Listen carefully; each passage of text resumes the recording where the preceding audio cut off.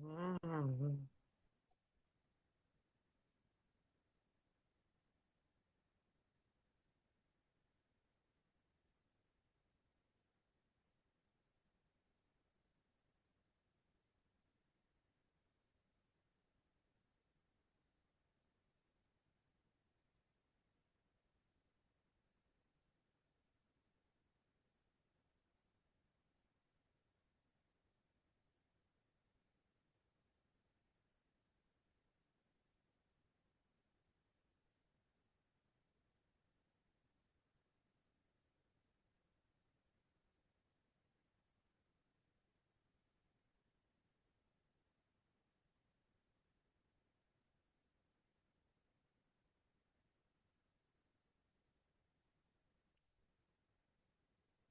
Can we all hear me?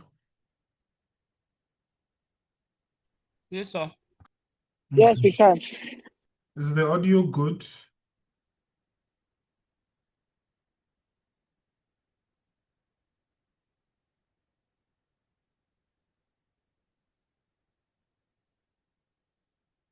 Is the audio good?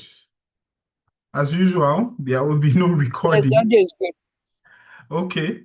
As usual, there will be no recording. So, I mean, if you have friends that you've invited, let them know to join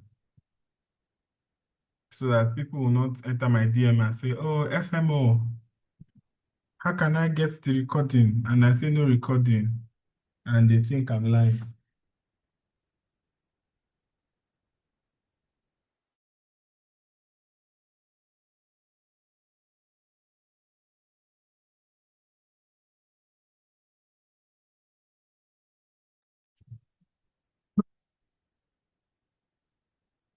Okay, so we're just gonna chill for we're gonna chill for like 6 minutes and then we'll get started because I want to play jam for you guys because I want us to what do you call it? I want us to get started quickly today and make sure we're done. We have a lot to learn today. Today we're going to be teaching pure sales, right? Pure sales. Sales and marketing, but pure sales, right? So it's going to be an interesting class. But as we wait for the rest, those that are using African time, let's listen to interesting music. I don't know if my music will be interesting to you guys, so let me see what's happening on Apple Music today.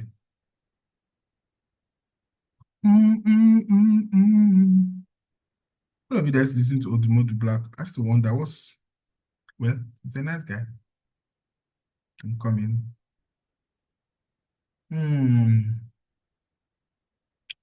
Looking for nice. Yes, this boy's jam. Welcome, my people. Let's just hold on so that others can join. It's gonna be an amazing session.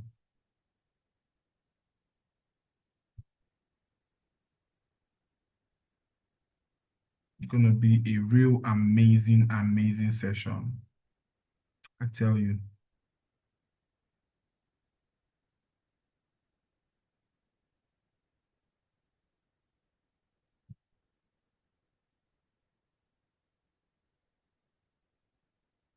Get your notes. Okay, let me get started.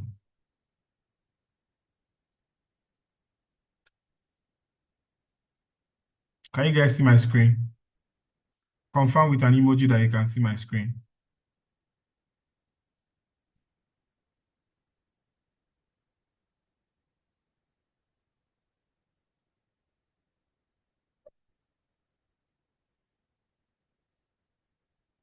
Okay.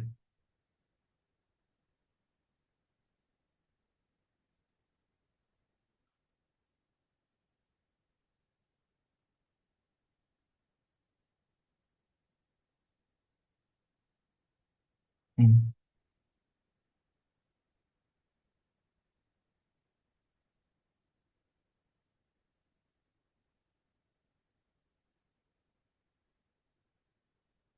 Let's just hold on. How many more minutes? 3 more minutes, and we get started. So Check that you have enough data. Get a notebook because there will be no recording. Find a quiet place to stay to avoid distractions and share the links to your friends. It's gonna be an amazing session. Let's give more time for more people to join. Let me see how many people are here. Oh, okay. See people now after the webinar now you start saying, sir, please can I see the recording? Okay.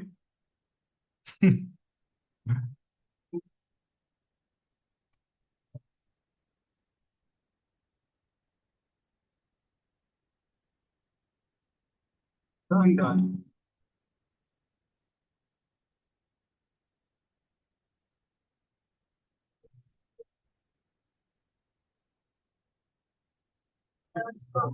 Good.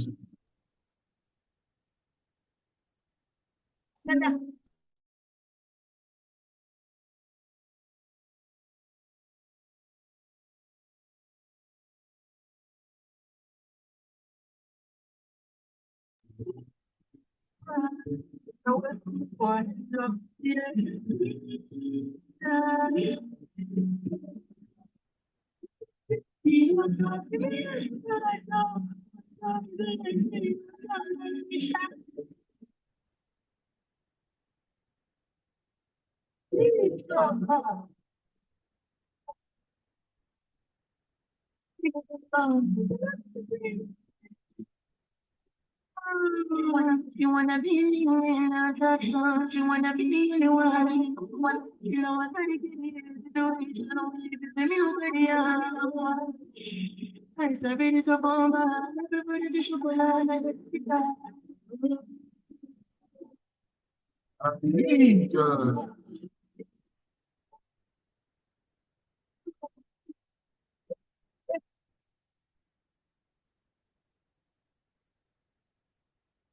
Shut you.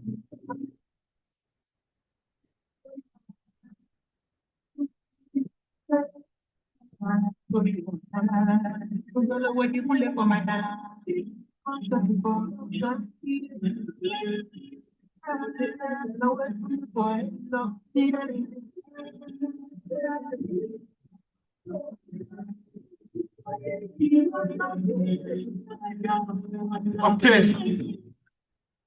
All right, guys. It's 10 minutes already. Um, everyone, how we all doing? This is my mic here. How are we all doing? Introduce yourselves. Tell us where you're joining from. Let me see. Let me open my chat box. So tell us where you're joining from.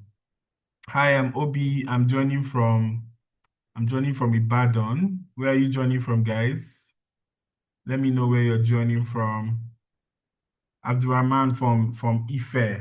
Ah, nice. Olubimi from Ile Ife. Ah, a lot of people from Ife. What's happening in Ife? Have I blown in Ife? There are people from Ife are joining. Godfrey from Abuja. Okay. Lots and lots of people here. Tell us where you're joining from, what you do, why you joined this class. Tell us, introduce yourself.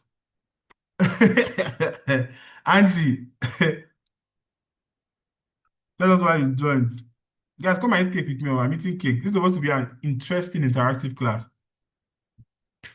Not like your boring Nigerian lectures. So, so, guys, tell me, where are you joining from? What do you do? Let's do it in this format. Tell me where you're joining from, what you do, and why you joined the class.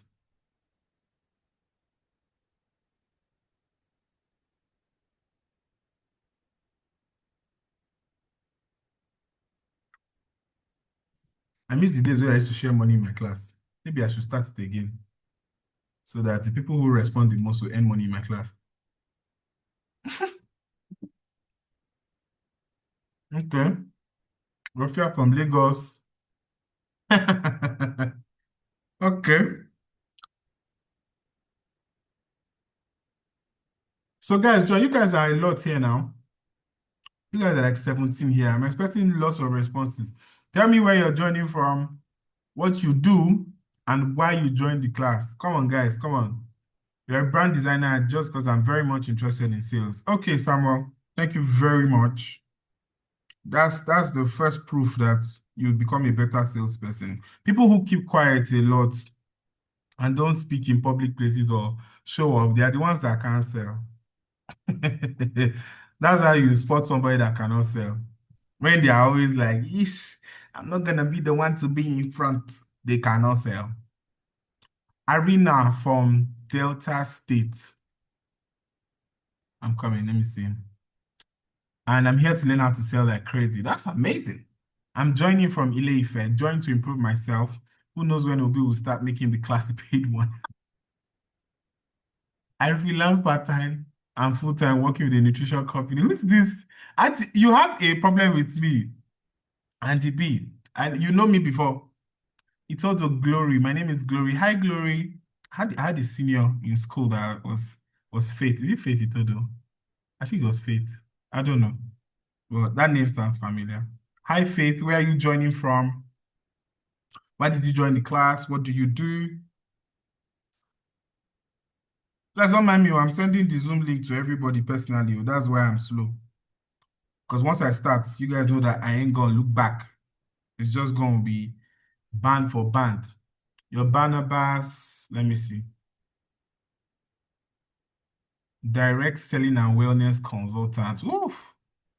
Mm. An IT support officer, FX trader, and businessman. Amazing. Hello, Chuku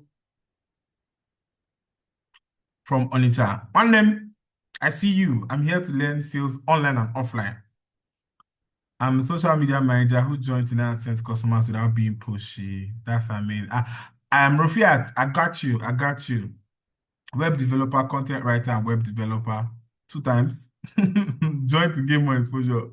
Philip from Lagos, virtual assistant. Amazing, amazing, amazing, amazing, guys.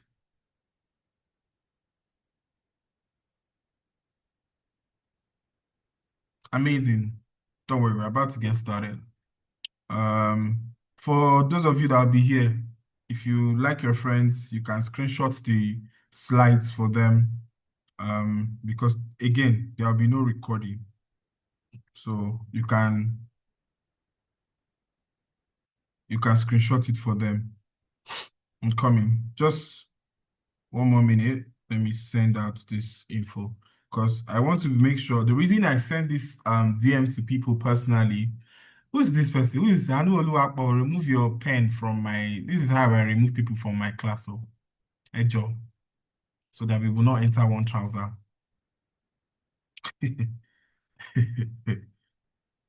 The reason I send these messages to people most times is because I want everybody to participate. I don't want to be the kind of coach who says, "Oh, come," and I don't put in that effort to, do everything within my power for you to join, you know.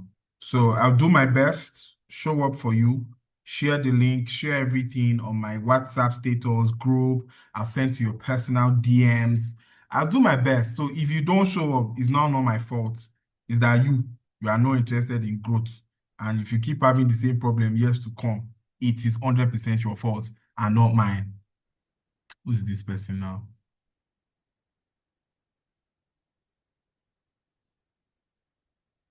Ah, I'm looking for a razor.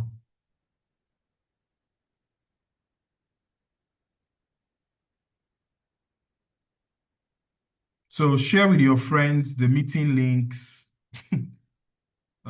Those of you that are patient are here. I'm grateful that you guys are here. You guys are not left because today was a lot. I don't like teaching on Saturdays, but okay. I'm happy to be here today. I'm not going to introduce myself as usual, but let's get started. Most of you know me as SMO, Salesman Obi. Um, My name is Obi Namdi. I'm a sales and marketing expert. I help people drive sales in whatever industry or whatever organization that they are in. So whether you own a law firm, whether you own an academy, a startup, a business, whatever it is that you own, you're an entrepreneur, you're a freelancer, and you want to start selling. You want to start making sales, increasing your revenue for your business. I'm the guy you should hire, all right? But I also have experience in teaching people, teaching teams, teaching companies how to sell. And this has been my strength for nearly almost a decade. I've been doing this for nearly 8 years, and it's been an amazing journey. Some of you have been following me for almost 8 years. And some of you just started following me like a month ago, some 2 years ago. But it's been an amazing experience with all of you. And I want to say thank you very much. All right. So today for the Sell Like Crazy class, this is a class that I do almost every year since 2021. So this is the fifth time I'm doing Sell Like Crazy. I've had other classes, but this is the fifth time I'm doing Sell Like Crazy. I'm here going to learn how to turn attention into sales, build trust, and close deals effortlessly every day. You're going to learn how to turn attention into consistent paying customers, build deep trust that drives conversion, craft irresistible offers that people can't refuse, close sales confidently without sounding pushy. All right, so let's get into it. So, what is sales? When people talk about sales, okay, let's make this interactive. Guys, in the comment section, what is sales? I wrote here sales is exchange, but to you, what is sales? What is sales? What is sales? Fastest fingers will earn money for me today. I need a class captain. Who's going to be my class captain? If you're going to be my class captain, you're going to stay to the end, though. Let's pick a class captain. Let's pick a class captain. Who's going to be who's going to be my class captain? Let me see. Glory is here, right? Let me pick from my participants. I need one class captain.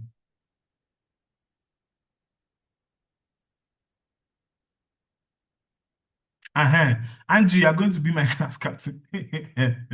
Angie B, you're going to be my class captain. So pay attention, right? So sales just involves buying and selling. That's trading, but okay. Buying and selling. Okay. Sales is transfer of value. Thank you. Transfer of value. Thank you. Thank you very much. For those of you who said sales is transfer of value, thank you very much. See, one thing I've come to discover is that whether or not you agree what sales is or not, you're always selling. Whether or not you know what sales is, you are always selling. You will always be selling either an idea, an opportunity, your character, everything you're doing. In fact, it's like this. If you want to get married, you're simply selling who you are to the person that you want to marry. That's exactly what you're doing. Come in and let me turn on my camera for you guys so you guys can see my fine face. You can see SMO's fine face.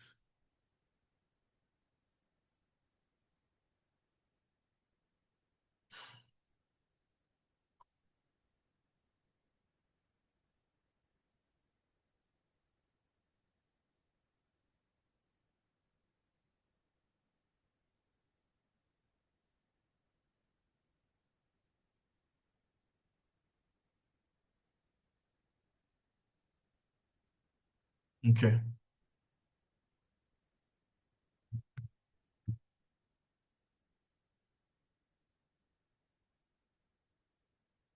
I don't know why you guys cannot see me, but if you can see me like that, that's fine. Okay, like I was saying, let me see if I'll turn on my video. Okay. I don't know if you guys can see me, but if you can't see me, that's also fine. Okay, so like I was saying, you're exchanging value every single day. Thank you. You're exchanging value every single day. Sales is just simply value exchange, right? You are exchanging something every single day. Whether you're exchanging, the government is exchanging resources or exchanging safety, security so that you can pay your tax. The church is giving you Jesus Christ so that you can bring in your soul. The school is giving you education so that you can bring in your money. There's always something. So sales is not buying and selling. Buying and selling is trading. It's different from sales. When you say I'm selling, you're exchanging value. That's why I tell people that whatever character you put on, whatever attitude you put on when you meet certain people, you're simply selling to these people who you are. So take it today that wherever you are, I am selling something. It might not be a physical product. It might be your attitude. It might be your character. It might be your family name. It might be, this is they see on Instagram. You say, oh, do these people have family at home? Because they are selling that where people like this come from, some of them are not okay. So when you go out today, understand that sales is exchange. All right. So what is sales not? Sales is not cajoling. I want to first break down some things for you guys before we get into selling. Sales is not cajoling, where you are trying to go behind the corners, trying to tell people what to buy. You are trying to convince them, you are forcing them. There's this marketing company. It's not marketing, it's MLM company that sells health products that I will forever dislike. The first time I went for their trainings, this was almost 10 years ago. The first time I went for their training, it was like a threat. They threaten you into joining their community, and I could not understand it. If you don't join this one, you must. It's not GNCC. It was like I know their name. I know their name. It starts from N or something. It was like a threat, and I couldn't understand. No, is it Neo? I think it's New Life. Yes, it was like a threat, and I'm like, what the hell? Like these guys, they talk to you as if you don't join them today, you are a failure in life. And it was a mess.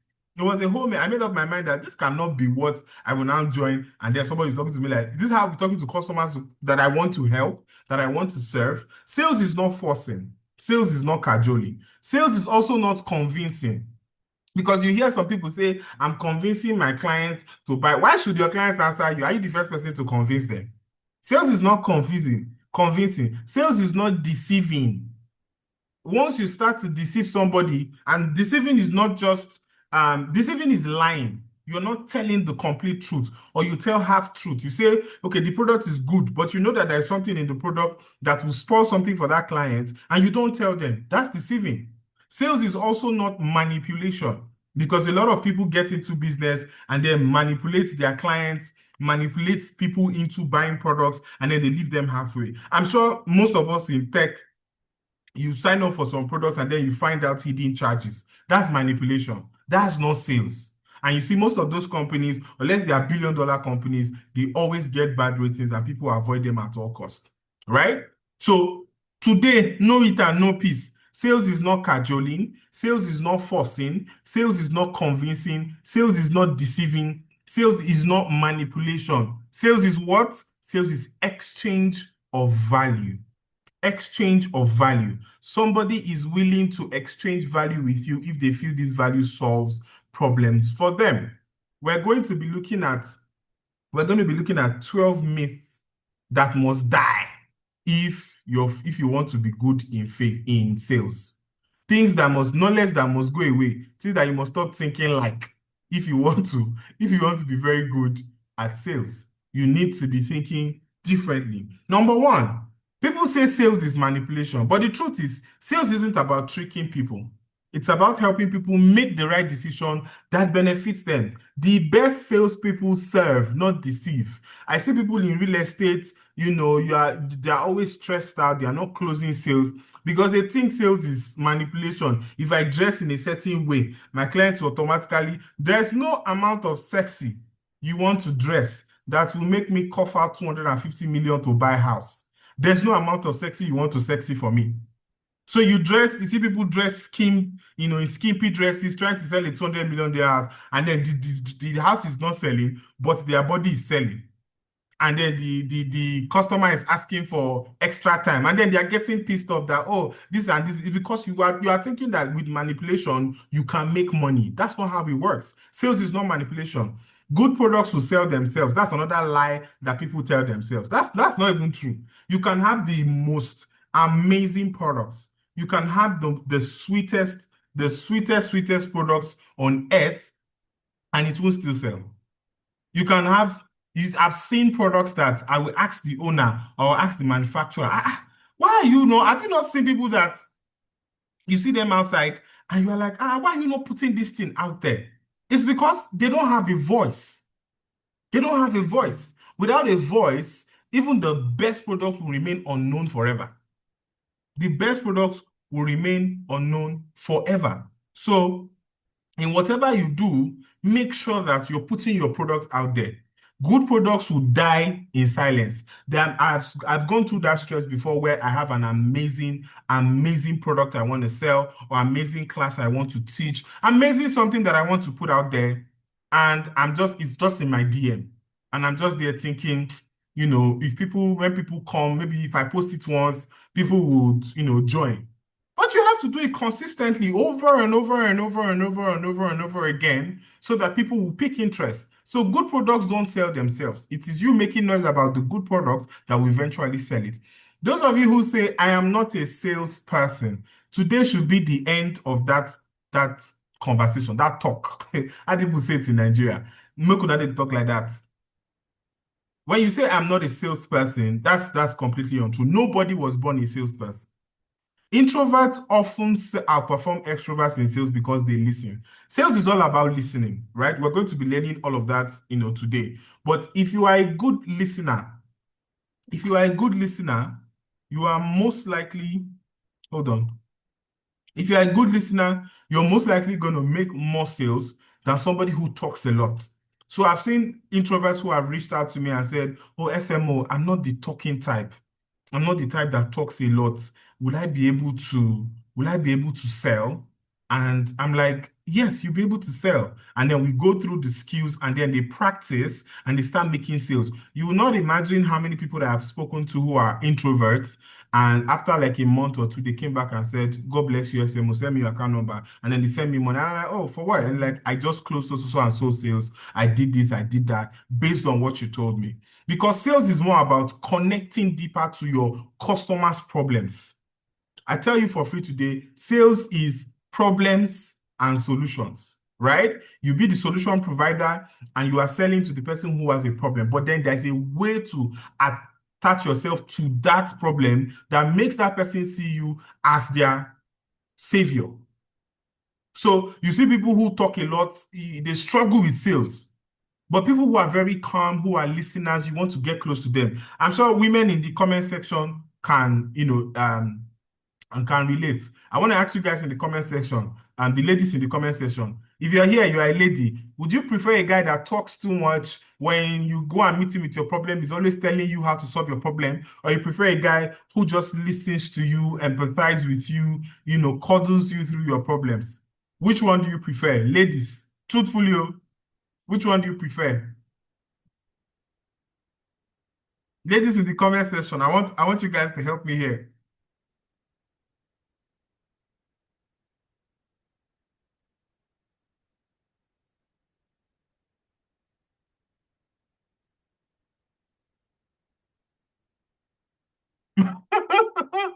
Thank you, my class captain. But most people prefer people who can listen. You prefer who can listen. Now, I hear people say lower prices equals more sales, but that's not always true. People don't buy the cheapest, they buy what they believe gives them the most value. I had an argument with somebody on Twitter the other day who was telling me that if you ever want to survive in the market, you need to lower down all your prices because they were bashing Nigerian businesses who sell their food in dollars and they still get clients. So the guy's like, why are you not reducing your price to Mexican prices? And I'm like, go to the Mexican store and order for oha soup and goat meat if they'll give you oha soup. It's all about value. Somebody will keep paying $50 for oha soup if he feels the oha soup is worth it. It doesn't matter what you think about that particular oha soup. I don't know if you guys are getting me. Competing on price is a race to the bottom. There are people that if you reduce your price, if you go low, they will go to the concrete. You guys should hold on. It's raining. I want to make sure that you can all hear me clearly.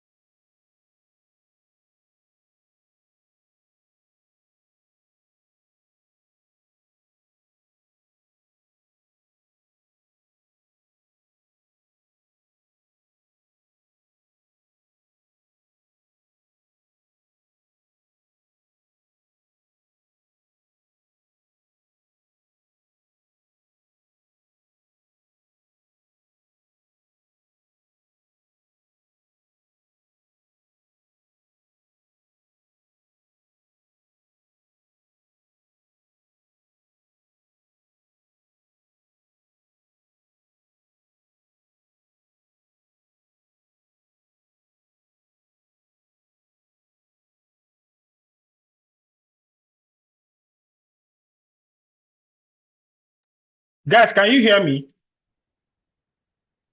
Yes, we can. Okay, clearly. Is there any background noise? None. Okay, thank you.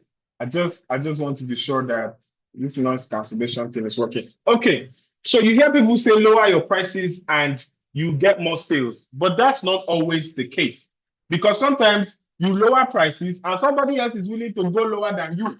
Somebody else is willing to scratch the concrete, just because they want to gain more market share.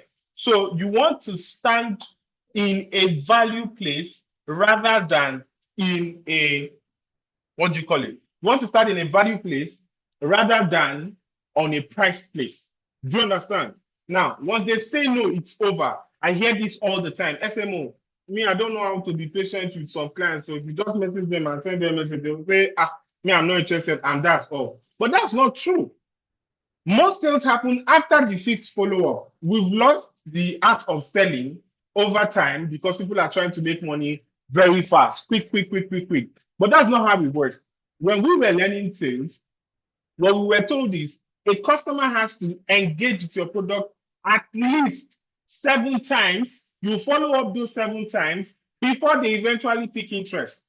If you run ads for your business here, you would know that whatever it is that you are selling, whatever it is you're advertising, your clients have to see that product up to 7 times before they eventually pick interest in that particular product. Do you understand? So it's the same way, it's the same strategy, it's the same way. Most sales will happen after the fifth follow-up. Doesn't just mean no might just mean not yet, right? But it's your persistence that will eventually beat up that person who, the person says, you call the client says, oh no, I'm not ready, and then you drop them. There are clients who are not ready today who will be ready in 21 days. But it's your persistence that will keep them. I know of some top sales leaders who have told me that they have followed people for 12 years to sell $1 million projects, right? And some of us don't even have the strength to follow somebody for 5 days and somebody following for 12 years. So it completely depends on you. So no doesn't mean it's over. You can sell during tough times. People say, oh, SMO, you cannot sell during tough times. That's not true.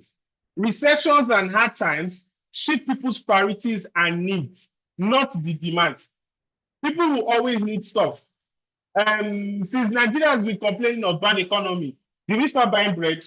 Anybody here that stopped buying bread? No. Did you stop buying water? No. Did you stop buying fuel? No. The best you did was you put solar in your house. Your idea just changed. Your own just changed from, oh, and I can no longer afford fuel, but I'll take this block of money and install solar in my house. The demand will change, the need will change, the priority will change. So as a business person, you should not be saying, I cannot sell during tough times. You now have to find a product that people are still willing to buy and then adapt to it.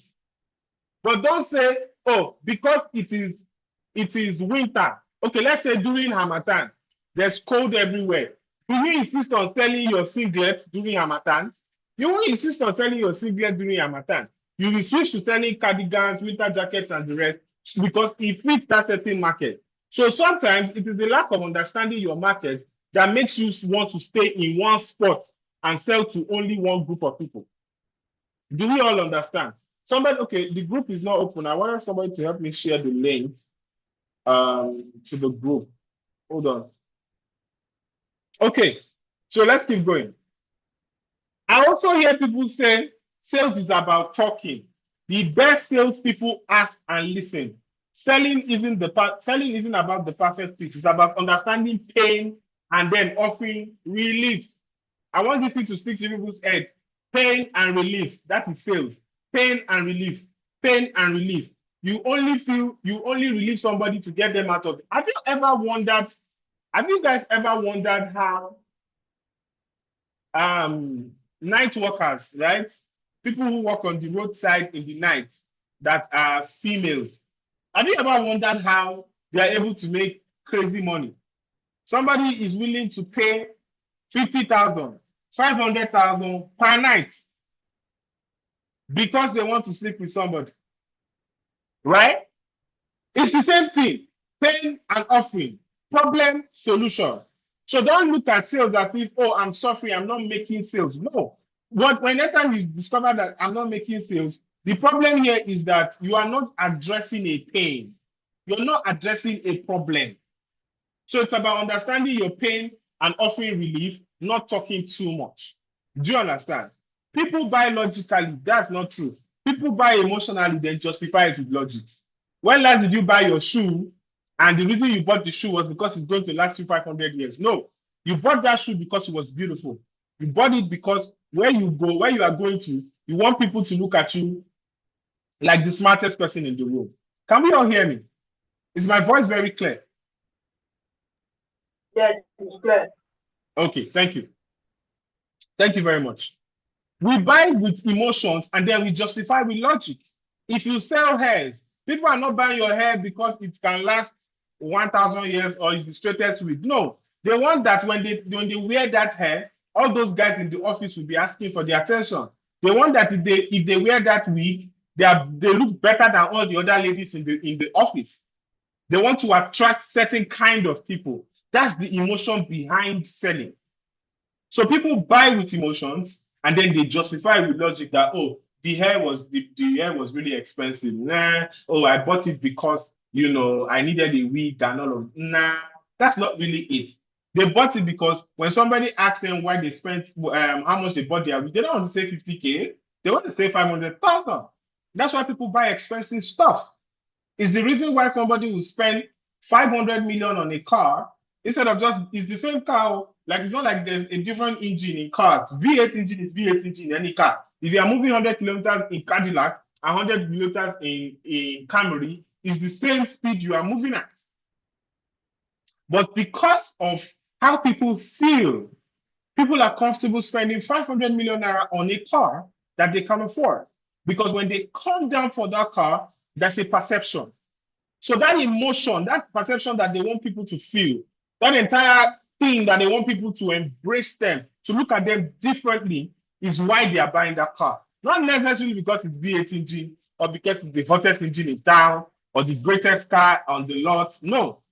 People buy with emotions and then justify with logic. Closing is pushy. That's not true.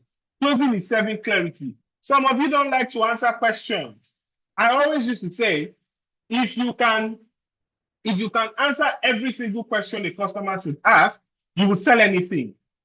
Most of you have come into my DMs to either buy my courses, buy my big programs that cost a lot, or hire me for a website project. There's no question I cannot answer you. Down to pricing, down to what you're getting, down to where exactly I'm getting them from.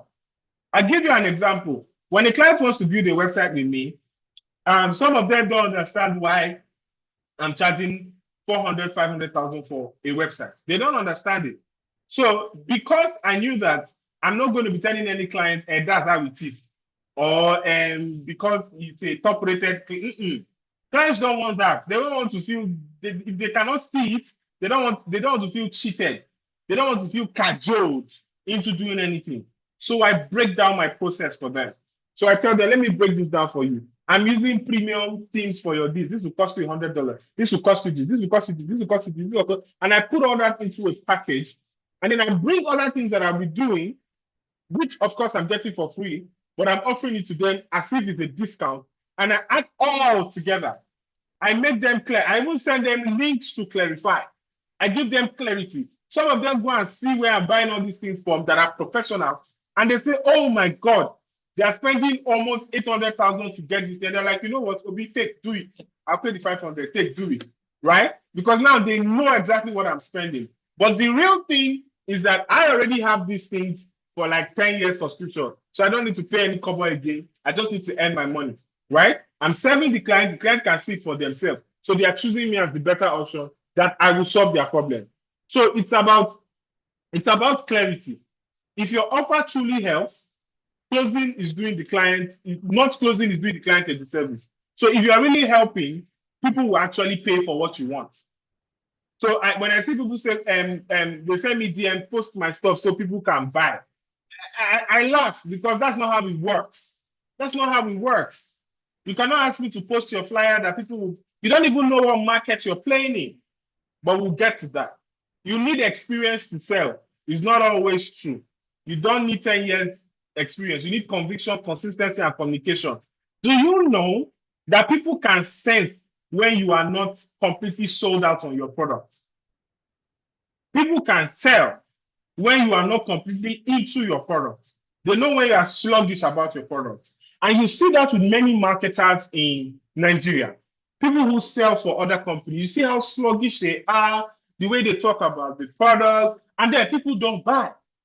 People don't buy the product. And they are always surprised as to why people are not buying. They will not go with you. We don't try. I went everywhere. I'm not selling. That's because you have no conviction. You have no conviction. You have to be able to sell your product as if this person doesn't buy, that's the end. I'll give you a story. How I actually came to love shawarmas very well. This was the year 2018. I went to deliver a product to a client who bought a hair growth oil from me. So for those of you who don't know, there's nothing I've not sold in this life that is legal. I've sold many things, right? So I went to deliver hair growth oil. And when I got to the restaurant, the guy, we started talking, and one thing came to the other, and we moved from topic to topic, and then we started talking about business. So I had to stay back. So he asked me if I'll eat anything. I said no, because as at that time, I did not have all the money in the world to be buying whatever I wanted to eat. I was counting my transport fare to know that if I deliver this product, whatever money I get, I'll use it to go home and, rough myself some nice fufu and the egusi and, eat and sleep. So I sat down there, and this waiter came and said, "Would you like our shawarma?" I said no. I said, those instant no. And then he says, "I would love you to try our shawarma." Now, this guy understands how to talk to somebody. He says, "I would love you to try our shawarma." I know, say, "Okay, try our shawarma now." I'd love you to try our shawarma. So I said, "How much is it?" He said, "It's 1,000 naira." Hey, God, how you want to finish my money? I was like, that's expensive. Oh. This was when shawarma used to be like 700, 800, 500. And I said, in my mind, I was like, if I go outside, there's a guy who sells shawarma for 500. Well, see, okay. So I said, you know what? I was still trying to make my decision. And then he said, if you don't like the shawarma, I'll buy another one for you and you don't have to pay. I'll add one more extra for you. You give to anybody you like, you don't have to pay. For me, that was crazy. That was crazy because I said, you're willing to give me shawarma. You're saying if I don't like the shawarma, you pay for it, and then you give me an extra to give somebody else to try. That was too much for me. So I said, okay, bring the shawarma. I want to eat the shawarma. And then they brought the shawarma. First of all, the way they served it, they served it in a white plate. They put it in half. They put some servants. They put some, there's a lot of nice stuff they put on it. They brought the drink in a glass, in a Sprite bottle. They didn't allow me to drink from the bottle. The service was beautiful. I ate that shawarma and I almost ordered another one. And I and I thought that this guy, what sold me wasn't the shawarma. It was the presentation, the conviction that if this shawarma is not sweet enough, I'm willing to pay for it. I work here, but I will remove my own money and pay for this shawarma and even give you an extra. The guy was going to lose money. That's conviction. Most of us, when we're selling, we don't have that level of conviction. Where our voice, there's nothing that says I'm confident about my product. There's nothing that says I know exactly what I'm doing. You're a graphic designer. They ask you what your price is. You are saying $200, but you're shaking. When the client says, you say, oh, sorry, man. So yes, $200. The client already knows that you are not worth $200. You are selling weak. They call you on the phone. You are not picking. You can only respond via chat. You can't talk on the phone because you're scared to tell the client that they should buy hair for 400,000. There's no conviction. A client doesn't answer you today. You don't reach out to them and check on them. No consistency. A client is having an issue. You are going toe for toe with them. Bad communication skills. So it's not just about, you need 10 years experience in sales. Once you understand conviction, consistency, communication skills, you will sell faster than even those who are trying to perfect certification in sales. Because when you are selling, it's all about human behavior. Do you understand? You need to be extroverted to say, we've talked about this. Introverts will outperform people because they listen. They listen a lot. Salespeople are born, not made. That's a lie. Everybody who knows me knows that I am a techie. I love computers. I love anything that has to do with cars. I'm a mechanical person, engineering person. I love anything that has to do with technology. But you see me here now, I'm selling because it's a learned skill. You can learn it. Anybody can learn it. In fact, I recommend that everybody should have a sales skill before they start a company. You have 70% chance of being successful at anything if you know how to sell. Because when you know how to sell, you're selling yourself, you're selling your brand, you're selling your team, you're selling the people around you, you're selling your product, you're selling your company, you're selling your idea. You can sell anything. You can make rubbish look beautiful. So you can learn. So learn how to sell. Anyone willing to study communication and human behavior can be great at selling. Do you understand? So have we got something today? So there are things you must not believe about sales. Somebody come and tell you that, oh, this guy, so then born out. That's a lie. I don't even believe anybody's born with anything. People find themselves in an environment that help them advance in certain things and concentrate on it and grow. For me, I was lucky to stay in my mom's shop for quite a long time. I saw how she was able to close deals, as an event person very quick. And I learned it. So it's learnable. So put yourself in environments where you can learn. All right. Let's move to the next thing. Now, sales psychology. Why do people buy? There are 4 emotional drivers to why people buy. Desire for gain. People want to gain either money, time, or status. Desire for gain. If you want to make money in this life, you need to tune your products to people's desires, either for their money, their time, their status, or their emotions.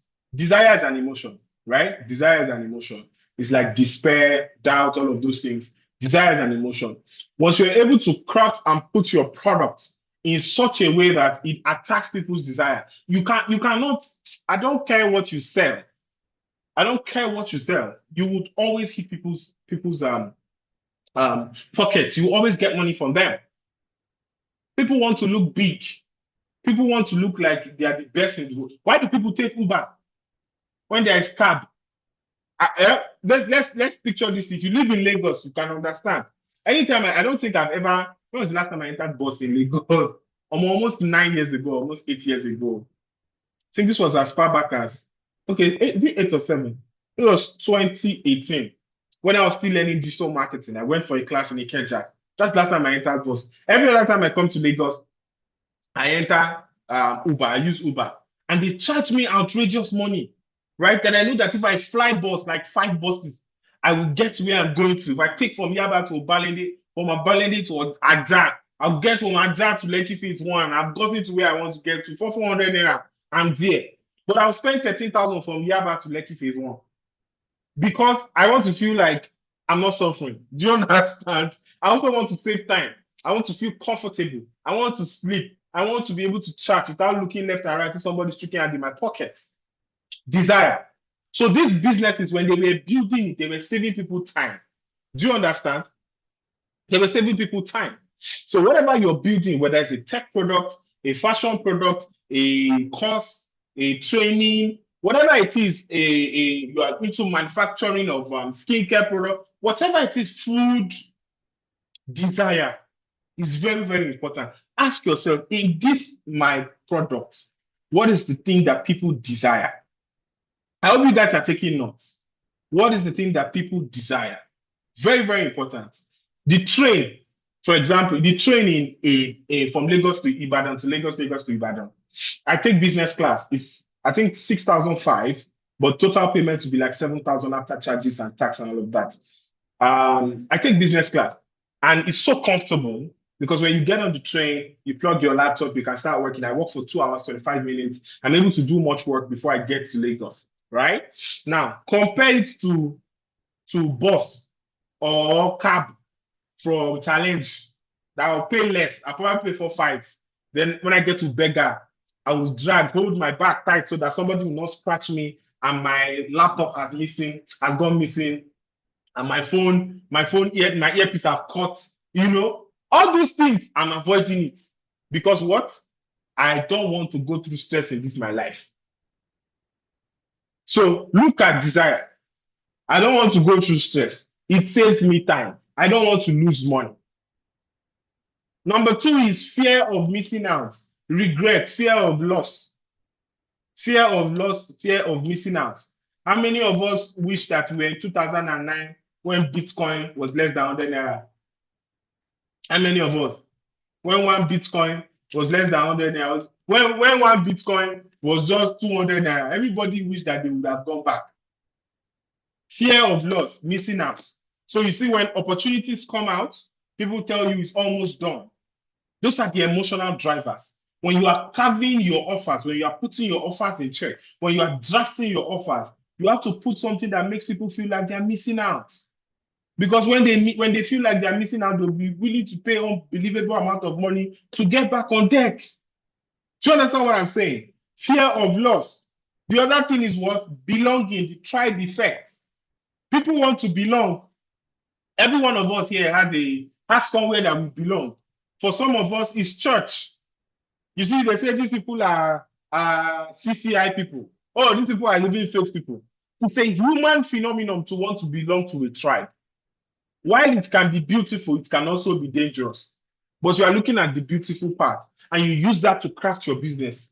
Churches do it a lot. When you see certain people behave in a certain way, you know they are from a certain church. When you hear a certain person talk a certain way, you know he has been listening to a certain kind of pastor. When you hear somebody talking about sales a different way, you know he has been listening to SMO. When you hear people saying, oh, Tinubu is my this, Tinubu is my that, they just want to belong. When somebody say, oh, Peter B is my this, they want to say, oh, me, I'm a righteous person. Oh, this one is a corrupt person. Oh, this person is not a corrupt person. Oh, this person is a good person, it's a bad person. People are always looking for somewhere to belong. You give people what to belong. Where to belong. Does your product give people an opportunity to say, this is where I stand? This is where I am? Does your product do that? You're selling hair. I'm sure all the ladies in this place, they know Lush Hairs. You know Darling. You know all those beautiful hair companies. Why? Because they've used some of our lovely stars, our celebrities to do adverts that make you feel like, oh, since I love this person, I think I should buy this hair. Now, that's an emotion, but then you justify it to logic that it's cheap and that's the only one they have. But that's not true. That's not true. So does your product give people, when you are advertising, do you use things that make them know that you belong? Make them want to belong to your brand? And then, of course, we have identity, who they want to be. Does your product clearly outline who a person wants to be? Somebody wants to be successful at graphics design. You want to sell your course as a graphic designer. Does your course clearly, when you are selling your offer, does your offer clearly tell me that within a few months' time, I'll become a sales master or a graphics master, a graphics guru? Does it say that, or you are just saying, come and learn graphic design? So identity, these are the emotional drivers. And I tell you, sales is 95% emotional and 5% logic. Once you have dealt with the 95% logic, you need the logic to collect the money. But I tell you, it is highly emotional. Nobody here makes decisions based on logic most of the time. It's emotions. And once you keep hitting those emotions on the head, you are most likely going to be able to sell anything. Now, you need to learn how to build trust. How is trust built? Familiarity, credibility, and what? Emotion. Now, let's talk about familiarity. See, in building rapport, right? One of the ways to build familiarity is rapport. Most of us don't know how to start conversations. I did a content a few days ago. Okay, I've not even uploaded it. I'll probably upload it tomorrow, where I said, know a little about something so that it's easy for you to enter into conversations or start conversations. Know a little about anything. It's very important. Why? You can build familiarity that way, and people can instantly go from being strangers to trusting you with their life. I tell you, I give you examples I've been in a gathering where one of the attendants there, one of the guys who attended the gathering, the hangout with me, eventually became my client because I know how to play chess. You probably heard this in my last class. Because I know how to play chess. I've had other people who have collaborated on projects with because I understand how church leadership works. So when somebody was tackling him on, oh, pastors are this, I just said, oh, no, I don't think so. I think if you've not been in the system, you will not understand how. And then the guy said, oh, wow, what church are you going to? I told him, I was like, you're not popular. I said, yes, but I understand it. And we became friends. He's a very popular design influencer here in Nigeria, done a lot of great work, but we're good friends. Familiarity. I've closed these from simple conversations just by looking at somebody's shoe because I know a lot about shoes. And then I look at somebody's shoe, I say, is that a monk strap? The guy looks down on his leg. Some of them don't even know what they are wearing, but I make it important.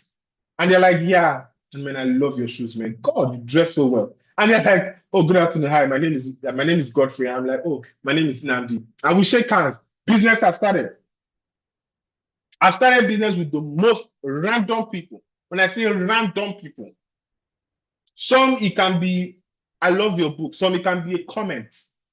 But it's you knowing something that is familiar, knowing something you can use to enter that gives you that opportunity. Now, when you build familiarity, the next thing people are looking for is what? Credibility. What are people saying about you? Trust me, when you meet somebody, if the person wants to get close to you, they will ask around. They will ask around for who you are. It's the same way when people want to get married, they ask around whose family, what family is this? Do they steal in their family? Do they do jazz in their family? Let's know. So that we're not going to choke on. People who have cancer in your family. You have history of this sickness. Credibility. It's the same thing in business. When people start to get to know you, they want to be sure that you are who you say you are. You are credible. That's how they want to know that you are credible. That if they give you a job, you won't disappoint them. That if you say you can deliver on this design in 4 days, you won't disappoint them. So you build trust. Trust is not handed over to you in any situation in life, whether it's between your partner, between business partners, relationship partners, love partners, children, siblings. Trust is not handed to you. Trust is built. When you become familiar, you need to build your credibility. And then emotions. You need to be able to handle your emotions and their emotions right. Sometimes your greatest business bonds are the people that you handle their emotions well. Somebody starts yelling at the top of their voice, you don't have to yell back because you are right. No, you don't have to yell back. Sometimes you just have to maintain your cool. And then you respond with so much respect that they are stunned. They have to apologize. There are people who have done that to me. Someone just called me on the phone and I said, good afternoon. That stuff that you said to me, I've just even said anything to you. They are thinking it's me that sent it. I don't like it. The product is just, I just start going, okay, what's your problem? Can you not calm down? Have you even opened it? Is that not what you ordered? No. I said, so what product is it? And then they start explaining. I said, oh, that's not my product. My product is still on the way. And then they receive my product and they're like, oh, I'm so sorry for the way I responded. That's fine. That's fine. I understand how it can be so frustrating sometimes. And they say, thank you. And then I become their normal vendor. I have a client that I was delivering a health product to. He had prostate cancer also. There's this tea I usually sell. And I decided to stop selling it. And because this man had bought for me for so long, I stopped selling and I did not inform him that I stopped selling. And then he called me one day. And he said, if I don't get this product in Abuja today, Obi, I will arrest you. And I started laughing. And he was like, do you want me to die? Every time you stop selling the product, you have to send the product to me. So I was like, Astad, there are other people that you can buy this product for. And I've recommended, I say, no, those people, that's how they used to talk that me, I don't like. Me, I like the way you handle me. Sometimes if I'm behaving like a mad person, you know how to talk to me and explain things to me. Sometimes I'm curious, I ask questions, you know how to, please, Obi, or I've sent the money, I've sent you the money. This same account, I say, yes, you send the money, and I deliver the products. Even when I'm no longer selling products, I have to call one of my guys to do the delivery for me. That's how trust is built. Some of you believe that because a client talks to you once, they should trust you. No. Familiarity, credibility, emotions. That's how you build trust. Are we getting somewhere, guys? Are you enjoying the class? Are you learning? Are you learning? Are you learning? Let me see you guys in the comments. Let me be sure that I'm teaching people. Are we learning? Are we learning? Are we learning? Are we learning? Okay, thank you guys. Thank you guys. All right. So we talked about markets, right? And I talked about markets and why sometimes people don't understand what market they are playing in, which is why they find it difficult to sell. You need to understand what market you are in. There are three types of markets. And we have the mass market, the broad market, and the niche market. If you're in my class, it's been my class the last 4 years. This should not be new to you. But for the benefit of those who have never heard it before, I'm just going to talk about it again. Give me 1 minute. I just want to take water.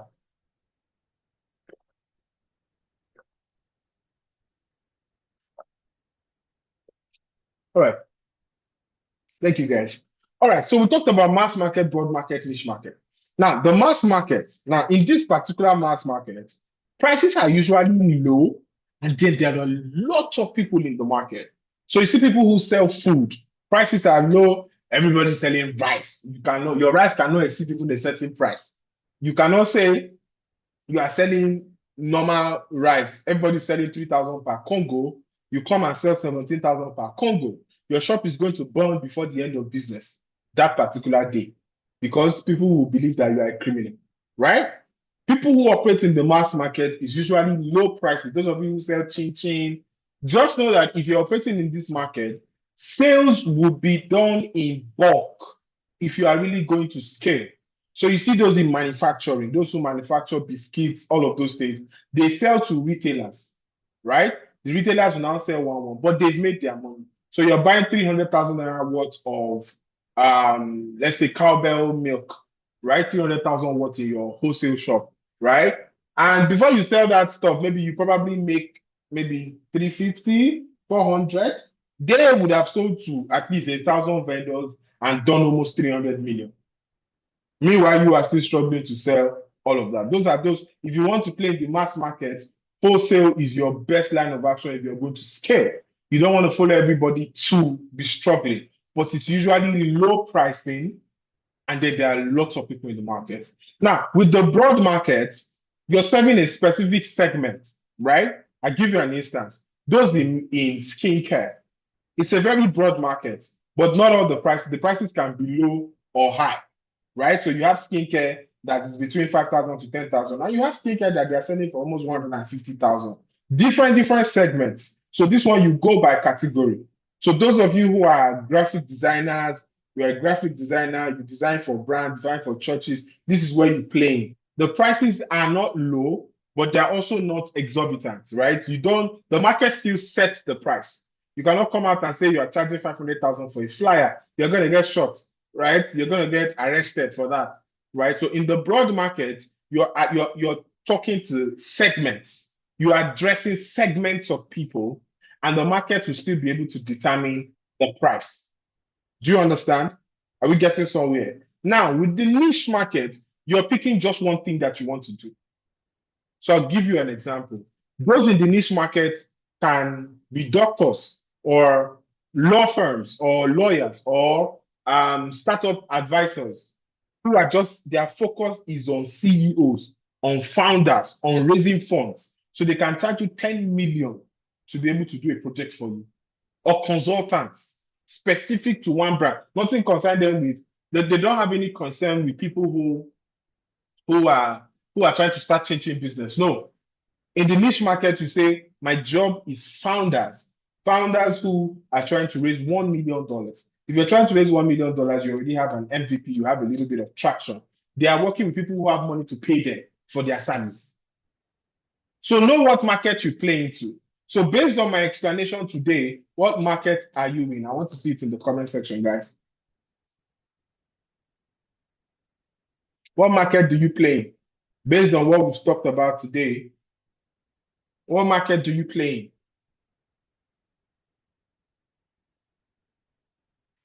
Most people are in the broad market. Now, you can interchange them sometimes. Some days you can be in the niche market. Some days you can be in the broad market. For my tech skill, I'm in the broad market. For my consulting, is niche. There are specific CEOs that I talk to, specific brands, people who want to launch their startups, people who have serious money to do business.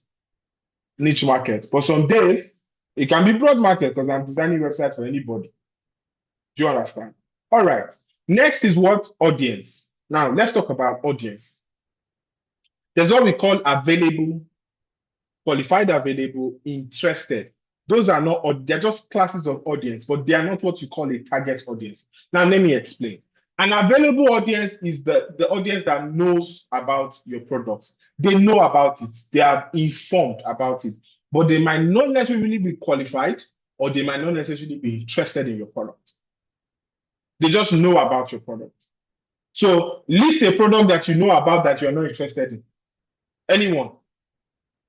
I want this to be interactive, guys. List a product in the comment section that you know about, but it not really concern you like that. Diapers. Yeah, exactly. Diapers. God bless that person. God bless that person. Diapers, wigs. You might know it, but it's really not your concern, right? Now, we have qualified available. These are people who know about your product, and then they are qualified to get it, but they might not be interested in it, right? And when I say qualified, it means they have the money to pay for it, but it's still not their product. For example, as a guy, I could probably purchase 1,000 sanitary pads, but it's none of my business because I'm not a lady. I'm qualified to buy it. I have the money to buy enough sanitary pads, but it's not useful to me.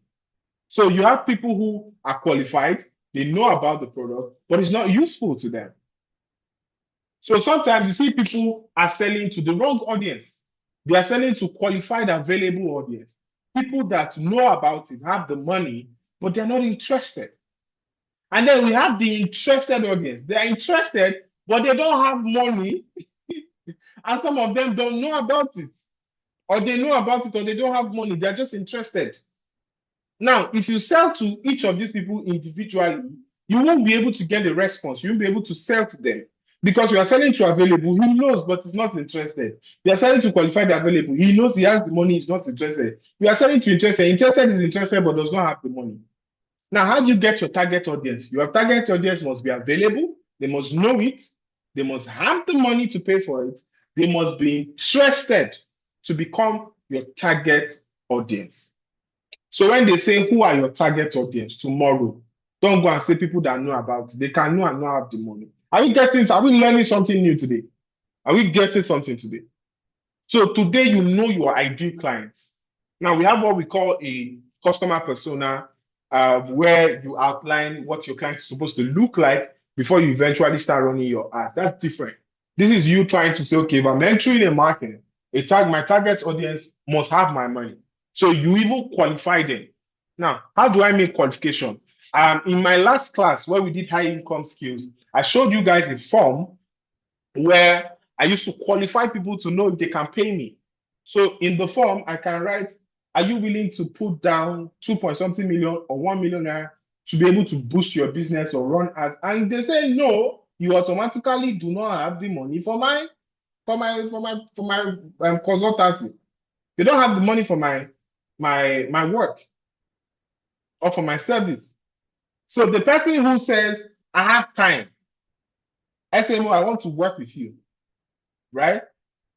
I'm interested, but I don't have the money.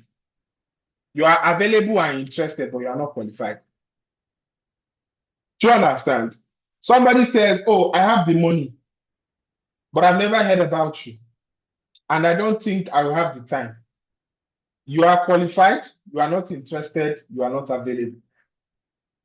You see how easy it becomes to sell when you know exactly who you are selling to. Are we getting something? From today, sales will not be hard for you again, because you know exactly what you are doing now. Okay, so let's go on to the next thing. Now, we talked about offer creation, right?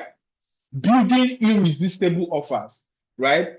Product is what you sell. Your offer is how you package it. Let me go again. Your product is what you sell. Your offer is what? how you package it. So when you sell anybody, I want to use one person, give not my class captain. Anybody here that sells a product, what do you sell? Tell me what you sell. We're going to use you as an example in my class.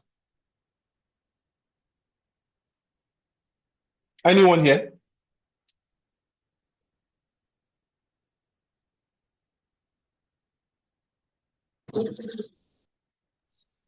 I sell real estate property generating steady cash. You sell real estate. Is real estate a product? Real estate investment generating cash flow. Properties that generate cash flow. Furnished apartments, farmlands for agricultural purposes. Okay. All right.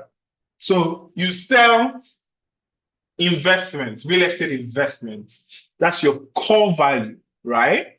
Now, if you're crafting irresistible offers, there are 4 steps, right? Number 1 is your core value, which is the properties themselves, right? Who's this person saying they sell drugs? Yeah, you all know. Your core value, which is the product it is there, so that thing that will hit the nail on the head for those people, right? The next thing is the add-ons, the things that you're adding as extra that will remove objections. What are those things you can put beside your product that somebody will say, oh, I don't want to miss out on this opportunity? I'm teaching you how to create offers here. So if I was the one selling your real estate investment, right? I'll probably say, I sell farmlands where you can plant crops and come up with 60%. I don't know what your investment cost is, but the 60% ROI within 2 years that will help you grow your business, do this, build a house, and all of that without stress. You don't even have to show up. I already have this system organized for you. You just need to pay for the land. So you're adding things that will remove objections. If you're selling phones, you might not necessarily need to do any offer unless maybe you're adding. So for some of you, now let me be honest with you. When you're creating offers, core value, add-ons, bonuses, scarcity and urgency to drive action. But in your product, you don't always have to use all of them. You just have to pick the ones that work for you best. But your core value is non-negotiable. Now, the add-ons, for those of you that are selling phones, you can say, okay, maybe you want to add phone case or charger or any of those things. Something that's important to those people that will even make them feel like they are cheating you, right? Or free delivery. You see free delivery. Anytime somebody charges me delivery fee, I go crazy. I can leave you. I tell you, there are many times I've negotiated paying for something. Let me give you an example. There are times where I've gone to buy a phone, and on getting to, I reach out to somebody, and the person says, "Oh, I have this phone," and then I say, "How much is the phone?" Maybe they tell me 300,000, and I say, "Okay," and then they say 10K for delivery. I won't pay you. I'll leave you there. Now somebody else will reach out to me and say, "I'm selling phone," and I say, "How much is delivery?" They said, "No, it's free delivery, but the phone is going for 330,000. I will pay." Because that delivery fee is tricking me in my body. It's doing me like you're taking extra. So anything that you are adding to remove objection is what you add to your offer. Do you understand what I'm saying? People use it. I use it to sell like crazy. Do you understand? Bonuses that increase perceived value. If you're selling a service, this will work for you very well. If you're selling physical products, scarcity and urgency will work. I have seen business owners who they run ads, they only sell once a month. Oh my God, I saw this thing, I think a month ago. This particular lady sells t-shirts. So she has this very large community, but she sells once a month. And the shirts are so expensive. You can get one shirt for as high as 80,000 naira. And people want to own those shirts. In a day, she can have close to 1,000 orders, but she only sells once a day, once a month. Sometimes she'll sell once in 4 months. Tell you a new version of this clothes is coming out.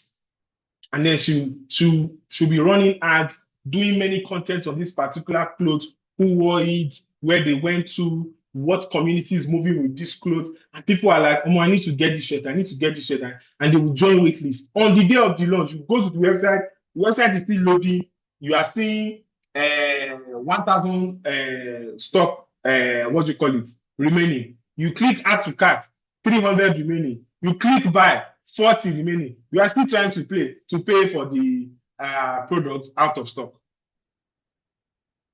Because there is a scarcity and urgency to drive action. For some people, especially service-based people, bonuses. If you use bonuses, when a client buys something for you, oh, I'll add a logo, and they know how much a logo is, you indicate that this is a 50,000 naira logo, let me scrap it for you. Indicate your cost. Most of us don't even know, we don't do the hard work of finding out what it takes to deliver on a service, so we can't even offer our clients bonuses. Do you understand? You put things that remove objections. We're still going to go to objection handling, right? But I want you to be able to see how to craft offers. Let me use myself as an example. This is almost like telling you guys my secret now. When I do consultancy, for instance, right? I put it out there for business owners or founders who I want to build systems and structures for to be able to increase revenue, right? First of all, when you land on my sales page, you will see my value first, what I want to give you. When you finish seeing what I want to give you, you will see what you are missing out. You will see all the things you are losing, all the money you are losing, all the sales, all the customers, the types of people you are losing because you don't have so and so. Then I show you the things that you are actually that's actually making you lose those things. So I show you all the templates. You don't have business plan. You don't have service level agreements. You don't have structured NDAs. You don't have partnership agreements. You don't have team agreements. You don't have onboarding templates. You don't have this. You don't have that. You don't have SOPs. And I show you all the things you don't have, and I say I'm willing to give it to you. Hey, you're like, oh my God. And then you go online and see the cost of all these things from other platforms, very expensive. And then you come back to me, and then I tell you it's just today. Once you leave this website, you cannot get access to it again. How much am I charging you? I'm charging you 185,000. You are going to pay that money if you're my ideal client. You will not even see my ad if you're not my client. And then you pay for it, you jump in, you get access to all those things. In your mind, this is cheap. In your mind, I got all these things. I'm so lucky. I'm so lucky. So when you are crafting your offer, core value, add-ons that remove objections, bonuses that increase perceived value, and then scarcity and urgency. I hope we are learning something. All right, so your sales process flow. Let's keep going. When we talk about sales process, people always ask me, so SMO, how do you really close sales like that? I'm like, okay, let me just give you an example. When you come to it's the same thing I explained, but I'm going to just explain it differently. When I use my content, whether it's my video ad, my content, my flyer ad, my website, whatever it is, I grab your attention, right? You read my ad and you get into my ad, you read it, and then you sign up. So for me, I prefer to do lead generation so that I can talk to people. I prefer to talk to people because I believe if I speak to you, I can understand you, I can listen. I can listen well, I can understand you, and it's easy for me to talk to you in a way that you will pay, and I will solve your problem at the end of the day, right? So it's difficult I don't like chatting with people like that. I prefer to have conversation. Most of you who have spoken to me know that I like to talk to people and listen to their problems and all of that, right? So when I grab your attention on my content, my hook, blah, blah, blah, you fill my DM or a form or whatever it is, you fill the form, then I call you. When I call you, I present my offer to you. I show you exactly what it is I want to give you. And then you tell me all your problems and all of that, why you cannot do this, blah, blah, blah. And I handle your objections, which usually boils down to you doubt that I can deliver, or the price is too high, or the time I called. And there are ways to handle all those objections, which I'll show you. I think I'll show you about 8 or 10 ways to handle objections, right? So, and then I handle those objections. Once you cross objections, I close the sale. I tell you exactly where to pay. You pay and we get started. This is how I close sales. I run ads.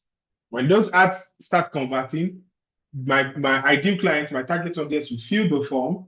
When they fill the form, I make a call to either qualify them or to present my offer. I listen to their objections. I respond to every objection and turn it into an offer. And then I close that particular sale and money in my pockets. Do you guys understand? So you have to now go back and build your own sales process flow. If you're selling gadgets, you sell, you respond to people on WhatsApp, you offer them what you have to offer them, whether it's the product. Can you guys still hear me? Somebody said they cannot hear me again. Oh my God. I hear you. Okay. Are you sure? 200. Okay. Thank you. All right. So, like I was saying to the person who's selling gadgets, when people respond to you, you can either get on a call to find out what they need or a video call, send them a video message. Let me give you an example. I wanted to get this. I don't know if you know this. Oraimo, is it 100,000 mAh or 60,000 mAh? Let me see. I don't even know where it's written. I'm coming. Yeah, 60,000 mAh. What do you call it? Power bank. This was last year, April. I wanted to get it. So I was checking for the price. It was about 85,000 or so. So I found this guy on Gigi. The moment I found him on Gigi, he said, "Can I call you?" And then I called him. I gave him my number. He called rather. And then he's like, "Sir, what do you want?" I said, "Where are you?" He told me where he was. Where he was is 1 hour away from me. In this Ibadan, is 1 hour away from me. So I already had doubts that it's far. Sure, I will not just forget about this thing. And he was like, "Oh, no, sir. It's not far. I will deliver to you today. You don't have to pay me until the product gets to your location. And if you don't like it, you can always send it back.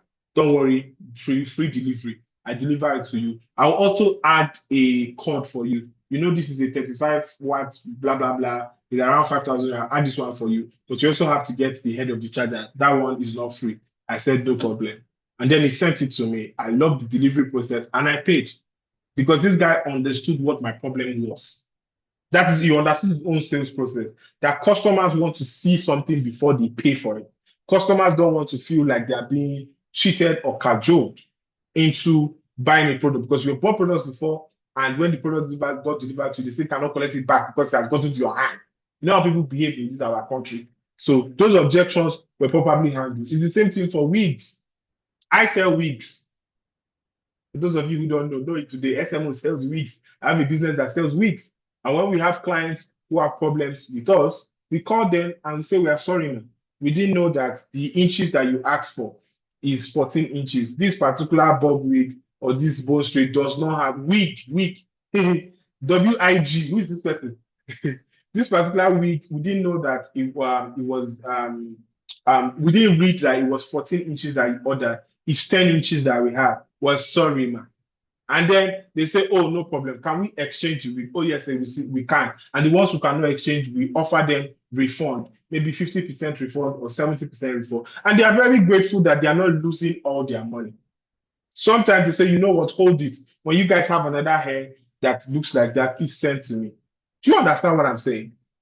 So in any business that you are, build your sales process. From today, all of you on my WhatsApp, all of you on my group, don't be saying, "I don't know how to say this is it." Oh. Do you understand, guys? All right. Let's go into objections now. Because this is where people usually have problems. When they are selling and all of that, they don't know how to handle objections. So I've outlined a lot of objections that customers usually have and how to answer them, right? The feel, felt, found method. I understand how you feel. Others felt the same way, but what they found out was, now this is where a client is complaining to you that, I don't think this is the best thing for me. I've gone, no, you're not the first person I'm buying for. I've gone through this, it's a lot. And you say, "Man, I understand how you feel." And truly, when we had other clients just like you that came, they felt this way. But what they found out was after using our products for a month, their face changed. They were no longer having acne and all of that. Now, you can combine this particular objection with other types of closing. I'll still show you types of closing that you can implement in your everyday sale. And when you talk to somebody like this, what happens is that you're building empathy and credibility while reframing their doubts. You are acknowledging them. You are saying, "Oh, that's true. You are not the only person that has felt this way. We have also had people that felt the same way that you have felt." So that person feels justified that, okay, it's not me, that I'm not the first person to feel like this. It's not strange. And then you reframe that doubt to say, But the result that they found out, but what they found out was that you give the result of what your other clients, your testimonials, other clients have experienced. So when a client complains, don't say, madam, we are not like that. Oh. That's not a good way to handle objections. You acknowledge them and say you understand how they feel. Are we getting something? All right. Clarity before you react. I'm coming. Hope I'm not. Okay. Clarity before you react. Don't rush to answer. Don't rush to answer. When a client makes a complaint, sometimes just stop and ask, can I ask what makes you feel that way? And they can just start telling you their family story. Sometimes the first objection isn't the real one. It's not the one they say first. Oh, I don't have the money. Not necessarily. It might be that they got scammed before. That's why they don't want to pay you. I'm sure if you can relate to me, please just send an emoji. If you can relate to this. So sometimes when a client is saying something, don't just rush to just clear their data. Say, no, we're not like that. Say, no. Oh, sorry, can I ask why you feel that way? Oh, sorry, can I ask why you said that? And then they say, oh, see, my brother, you don't understand. Last month, this acne thing has been disturbing me for years. I got this cream. This lady told me that this will solve my problem. I spent 120,000, and only for her, she did not even deliver the product. So me, I'm scared of all you online vendors. So I'm genuinely scared. That's the problem. You know what? Let me deliver this one to you. When it gets to you, pay me, right? We'll use so that both of us will be secure and safe. And they are good. Now they trust you. Now they think that you are the best in the world, but that you handle the objection. If you had just gone ahead to just say, oh, no problem, man, when they say they don't have the money, you'd have lost that sale. So sometimes don't rush to answer. Clarify before you react. Third, isolate the objection. When somebody is complaining about something and you can solve that problem, so ask them, if we solve this one concern, will you be ready to move on? This works for service people. So somebody is saying, oh, I don't think we'll be able to pay for this because we don't have this, we don't have that, we don't have this, we don't have that. That's okay. If we're able to get this for you, would you sign up? It takes away, or you check whether their issue is actually genuine or they're just blowing smoke. They're just using it as cover.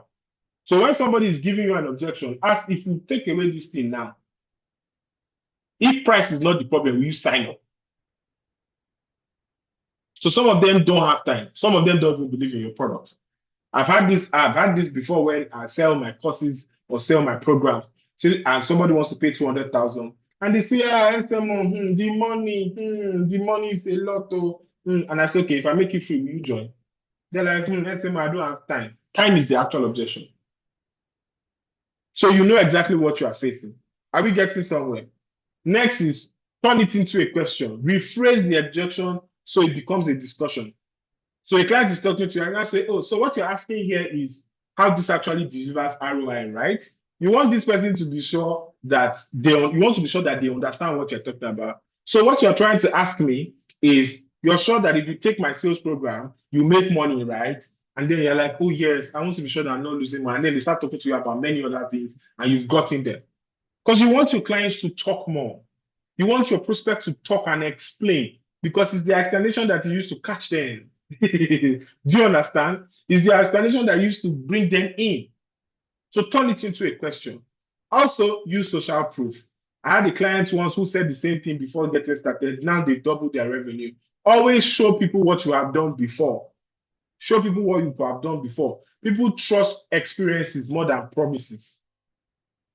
They trust people who have experience over those who can make big promises. So when somebody reaches out to me for website design, I'm not promising that I can give them an excellent job. I just go and pick up the links of all the work that I've done and send it to them.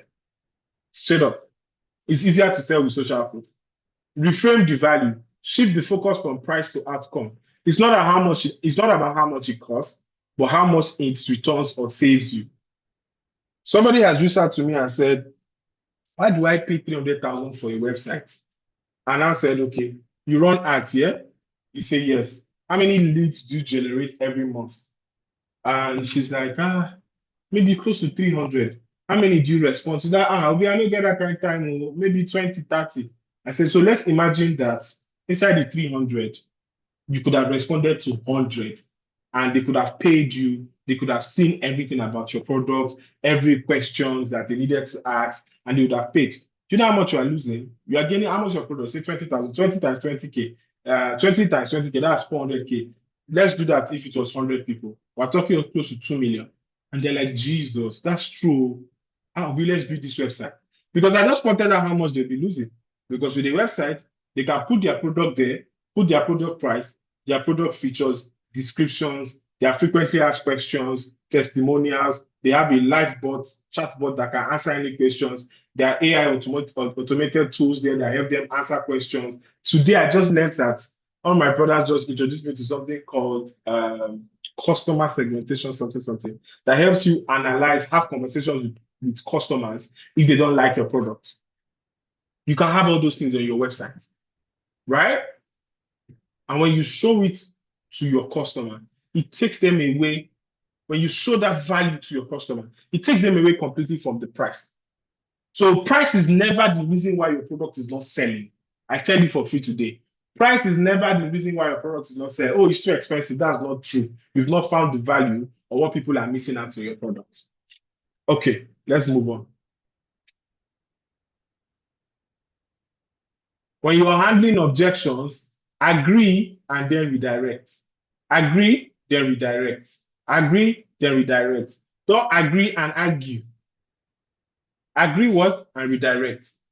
When a client complains about something, let's say the guy who's doing real estate is like, I'm not sure about this thing. You say, that's true, you're actually right. So all these investments, something, say, yes, you're absolutely right. It's an investment. That's exactly why most of our clients choose this particular plan because it pays for itself within months. So most of your clients choose this. Say, yes, that's the one that we have other products, but this one, people are rushing it like no tomorrow. But if you start arguing with them that, no, you agree. You agree and then you redirect. Another way you can handle objections is to ask for context. Is this concern about budget, timing, or trust? Different objections require different responses. Identify which one it is. Don't go and be when the client is complaining about timing, you are answering budget question. Or when they are complaining about trust, you are answering timing question. No. Find out what it is. Ask for context. Use silence powerful. This is one thing that has helped me so much. Your ability to keep quiet will always help people talk the more. And when people talk the more, they will tell you a lot of things about themselves, their problems, and you're able to sell to them. After addressing an objection, pause. Silence creates space for the buyers to process, and often they talk themselves into it. So when a client says, I'm coming, hold on. When a client says, I'm not sure if I should get this thing, keep quiet. But man, I'm tired of being in this same spot. Don't say anything. Obi, this thing you have said, they are processing, but they are talking. You don't have to stop their thought process. This thing you have said, I've heard everything you said. You know what? I'm tired of staying on the same spot. Okay, you know what? Send me your account number. Let's get started. Boom, you've gotten them. But if you stop them, you won't allow them finish their thought process. You won't allow them finish their thought process. So most times you need to keep quiet. Sometimes you need to keep quiet and allow your client taking everything you've said and then get back to you on it. Do you understand? Another option is to bring back their goals. Earlier you said increasing, this is an example. Earlier you said increasing sales this quarter was a top priority for you. How does waiting help you achieve that? Some people, they get so scared of the money they are going to pay that they forget the value they're actually looking for. So sometimes you call them back to what they said they want. A client reaches out to you that they want to make 20 million before 2050 with this investment. They have 10 million. And then they are saying, oh, this property does not look like it's worth 10 million. You ask them, I thought you that said you wanted to make so. Why not invest it now? If you're going to wait, money is falling, Naira is falling, this one is falling, and you want to wait till the next 6 months, and then you come back and then you wait again, you're losing more value and you're losing more value and value every month. And they're like, okay, you know what, that's true. Let me just pay now. Let me just get started. Link decisions back to what they said. So if you are not listening, most of us come with what we want to say. If you are not listening to what they said, you cannot close sales. Offer 2 options, not yes and no. Would you prefer starting with 3 months or 6 months plan? Would you prefer starting with our graphics design monthly or graphics design yearly? Don't say, oh, I do flyer. Put your stuff in offers, in packages. Would you prefer starting with a 3 month plan or 6 months? It makes you look serious. It makes you look different from the average freelancer. It keeps the conversation moving towards a decision. Do you understand? Use proof or demo. Show them, don't tell them. Let them walk you through a live result let me walk you through a live result from our client so you can see around. Sometimes when a client is telling me, how does this your website thing work? Why is this so expensive? And I say, okay, are you free for a call? Please, can you join a meeting? And then they join a Google Meet. I walk them through the entire process and they're like, oh, this is, you know what? I don't have the time. I don't have the energy. Send your account number. Sometimes it's proof. Sometimes they want to see what you've done with other clients' work. They want to see the projects that you've done. They want to see other things. So you show proof and demo. You say you are selling original iPhone 17. You need to show proof of work. Are you selling VDF version, or you are selling Belos version, or you are selling the original iPhone 17? Show us proof so that you can be able to sell. Do you understand? All right. And finally, know when to walk away. Don't sleep on one client forever. Sometimes no means no, and that's fine. Totally fine. Maybe it's not the right time. Can I follow up next quarter? Yes. But the thing is, when you are walking away from a client, don't leave them empty-handed. Don't leave them like, oh, we're done. No. Ask them, can I reach out to you in 2 weeks' time? Can I reach out to you in 1 month time? In the next quarter? Leaving the door open keeps respect and rapport intact. Never leave the door closed. Always leave your door into a client's mind or heart or anything open. Don't ever leave it closed. Don't close it and say, oh, we are done. It's finished. I will never get back to him and all of that. Don't do like that. Right? It's like I saw an ad, a video about 4 months ago where a lady was saying, if you see my ad and you're not going to buy today, don't click on it, move forward. And I was like, hey, wow. This is how we used to lose our destiny helpers. Because if the person does not have money today and they have money tomorrow, they will not come to you again because of what you said. Because what you are saying is, I'm only interested in people that have money, whether or not I can offer them value or not. Do you understand? So keep the door open all the time. All right. Before we talk about closing strategies, I want to also teach you guys something that will help you, especially those of you who are coming online, content marketing, right? Your ability to use content to sell. Whenever you're putting stuff out there are 3 things I need you to be able to point out. Number 1 is your headline. Make sure your headline is a banger. Number 2, your storyline. Make sure your story is engaging. Number 3, your call to action. Call to action is very important. It is what tells people to buy. Don't just tell people to buy. I'll give you an example. The person who said they're selling health products, they're selling drugs, right? They're selling health products. You can start with how Tunde almost lost his family. No, how Funke almost lost her husband to prostate cancer. You are not giving any solution yet. People will click it, and when they open it and they see there's a story of how prostate cancer almost destroyed their family, destabilized the kids, took money from their hand, and then you insert your own product and your solutions, and then you tell people to come and buy.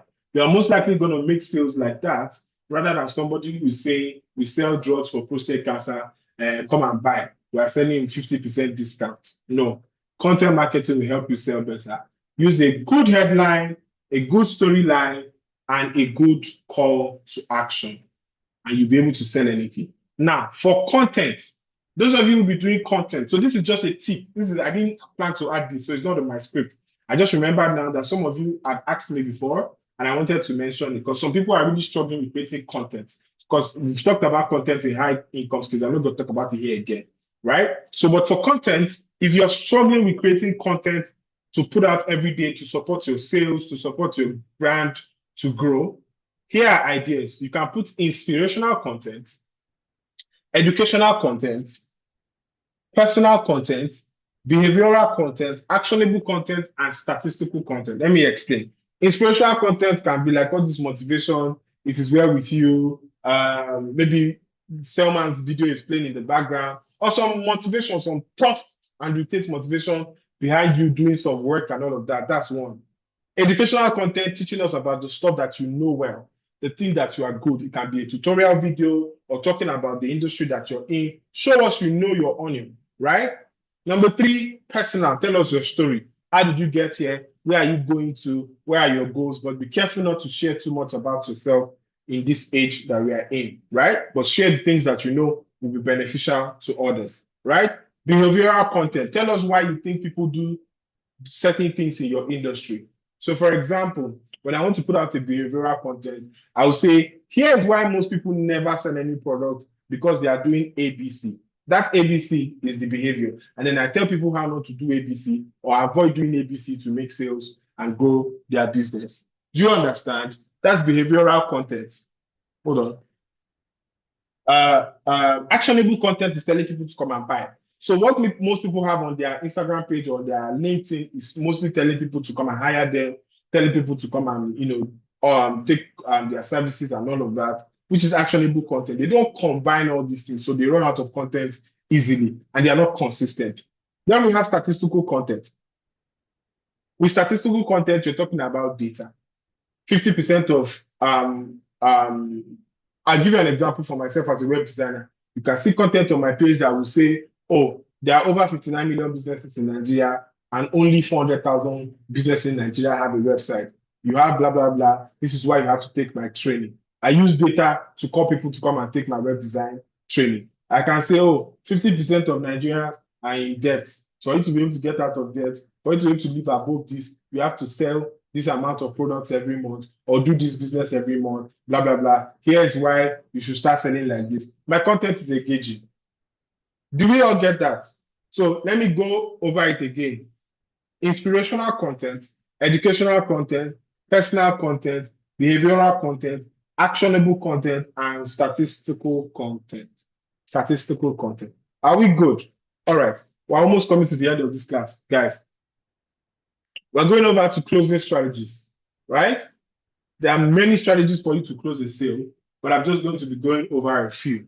Number one is the assumptive close. Assumption close. Assumptive close. Anyone? Act as if the customer has already decided. Oh, should we deliver it on Monday or Wednesday? Oh, honestly, they did not agree to anything. But you make it look as if they've agreed. Oh, hello, man. Yes, man, I can hear you. So I'm still thinking about, okay, should we deliver it on Monday or Wednesday? And they don't want to fold their hand. Even though they know they've not said yes. They now say, on Wednesday. Say, okay, no problem, I'll send you the account number now. And you send the account number. Most times they will pay, sometimes they will remember that they did not say that they want the product. But most times they will pay. Works best when the prospect is actually interested, clearly interested. So it's called an assumptive close. Then we have what we call the summary close. Summarize all the key benefits before asking for their decision. So you're getting a lifetime access, your free support, and a 30 days guarantee. Let's get you started today, yeah? And they're like, okay. Yeah, I think I get everything now. Yes, let's go ahead. Reminds them why they are saying yes. Makes sense. Do you understand? So sometimes you need to remind your clients that the reason why they said yes in the first place was most people think that maybe they're not even getting enough. So, but when you apply all those things, they're like, oh, okay, I see. That's why I paid 300,000 naira for your website. Oh, I get it now. I'm getting the best. We have urgency and scarcity close. You create genuine time-based motivation. We have only 3 slots left for this month's onboarding. Would you like to reserve yours or move over to next month? They don't want to feel like, they are losing. So they act faster when the real reason is to decide now. They're like, okay, you know what? Just reserve one for me. I'll send the money first thing tomorrow morning. They don't want to lose out. This is how you close sales, right? The alternative choice close. Instead of asking if they will buy, ask which option they prefer. Would you like to start with a basic or pro plan? Give them control while steering them towards the close. You help them, still, because customers will feel like they're in control. So you tell them, oh, do you want the basic plan or the pro plan? They don't want to feel like, oh, there's only one option. You're giving them an alternative choice. So they feel like, okay, if I go for the basic plan now, is what I can afford. If I go for the pro plan, and the pro plan will make me feel better. And okay, you know what? Let me go for the pro plan or let me go for the basic plan. You're giving them control, but you're still steering them towards closing that particular sale. The because close. Give a clear, logical reason behind the decision. So when the client is having a conversation with you and you want to close that sale, you can go ahead and say, oh, most clients get started right away because it helps them begin getting results faster, right? I'm a salesperson. When clients are like having issues, and I'm like, the reason why most people come to me is because they get their results faster. I'm not the kind of guy that will say 2 years before you get results. Within 30 days or less, you start getting results from this. And they're like, okay, you know what, let's just get started. Because the word because increases compliance dramatically, right? You take away close. Simply withdraw the offer to test seriousness. I'm sure a lot of you have gone through this with me sometimes. When somebody wants to buy something from me and then they are wasting my time, and I'm like, you know what? No problem. I don't think you can get this now. Let's talk about this in 3 months' time. And they're like, wait. What do you mean in 3 months' time? And I'm like, oh, it's not going to be available to 3 months. They're like, can you give me till tomorrow? And I'm like, okay, no problem. I'll give it to you tomorrow. And they end up paying tomorrow. So you withdraw to test their seriousness and see if they want that product badly, right? Then we have the question close. End with a question that assumes progress. So what would you like the next step to be? When do you want to begin? Encourage ownership of the decision, right? It encourages ownership of the decision. When would you like the next step to be? When do you want us to start? And the client will be like, let's start next week, or let's start next week. I had a client, we just started working with her today. What was the thing? She had called earlier in the week, and then she's like, oh, I want to get this, and blah, blah, blah. And she's like, I don't think I can do this. I don't think I can do that. After everything she said, I stood on my price because I was not going to go down. And then I said, when would you like us to start? And then she's like, on Monday. And I'm like, okay. And then, of course, she's already signed up. We're going to get started on Monday. The direct close, be confident and straightforward, no tricks. You've seen how it works and the result it brings. Are you ready to move forward? Confidence sells. Don't fear a clear ask. Confidence sells. Nobody is interested in somebody that is afraid when asking for something.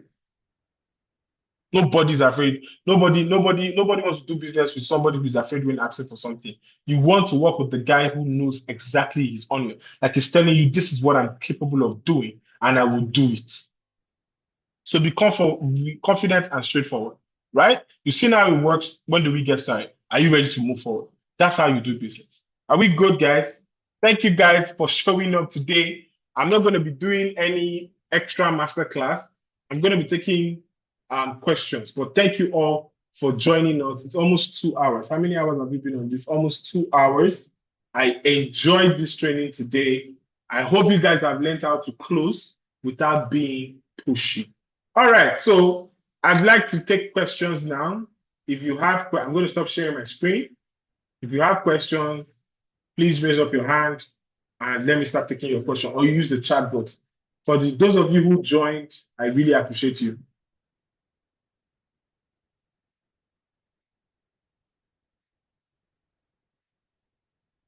I really appreciate you guys for joining. Woo! Well, that's 2 hours. That's a lot. Anybody that will ask me for recording, I will nearly eat that person on the comment section. All right, Angie, unmute yourself. Okay. Thank you, Obi.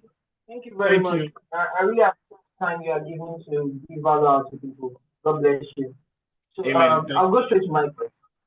Okay. So I have read, I don't know if you're familiar, I'm sure you're familiar with Grant Cardone. Yes.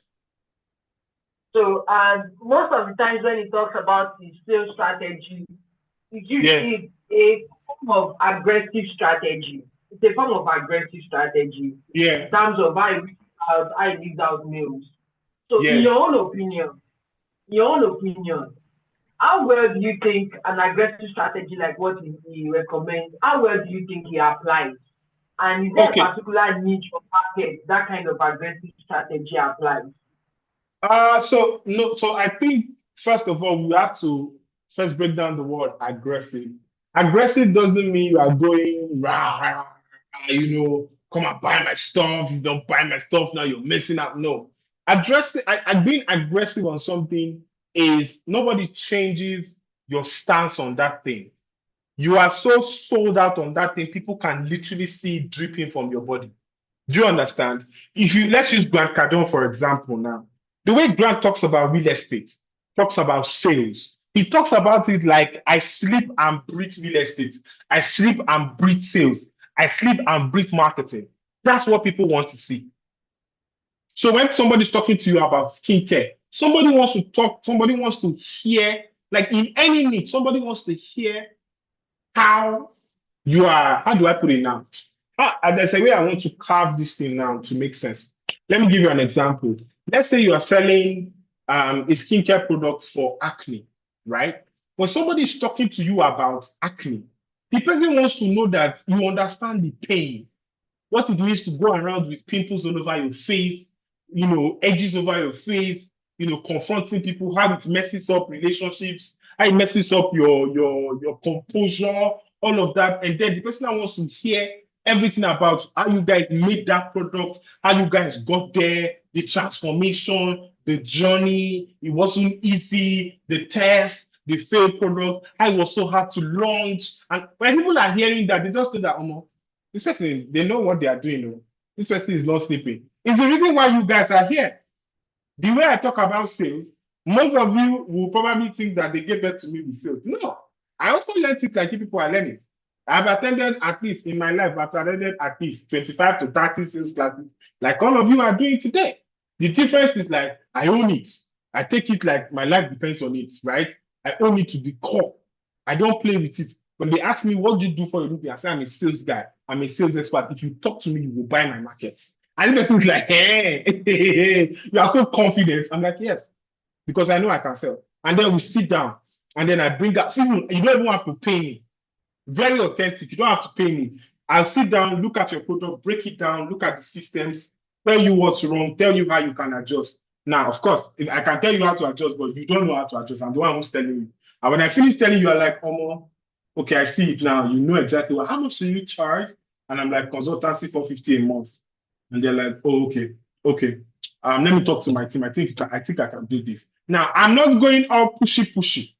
I'm using my expertise because I'm so much sold out on my product. I believe so much in my skill. I believe so much in my product that it's difficult for you to have a conversation with me and not even trust it. Even if I'm lying to you, I'm not even trust it. I give you an example. If you want to be aggressive, let me give you an example of aggressiveness. This example would have been tired of me using it as an example. Angie, are you there? Yeah, I'm with you. Let's say you are a billionaire by the grace of God, right? You want to get a house from me in Abuja, right? We are two. And the first guy from our company, let's call this company Obi Real Estate. The first guy came on bike, right? He wore the company shirt. He came with the right documents, with his ID card, but he came on bike and he's dressing on suit, right? Me, the second real estate guy, I came in a 2025 Mercedes-Benz Brabus, right? G-Wagon Brabus. And I'm wearing a short knicker.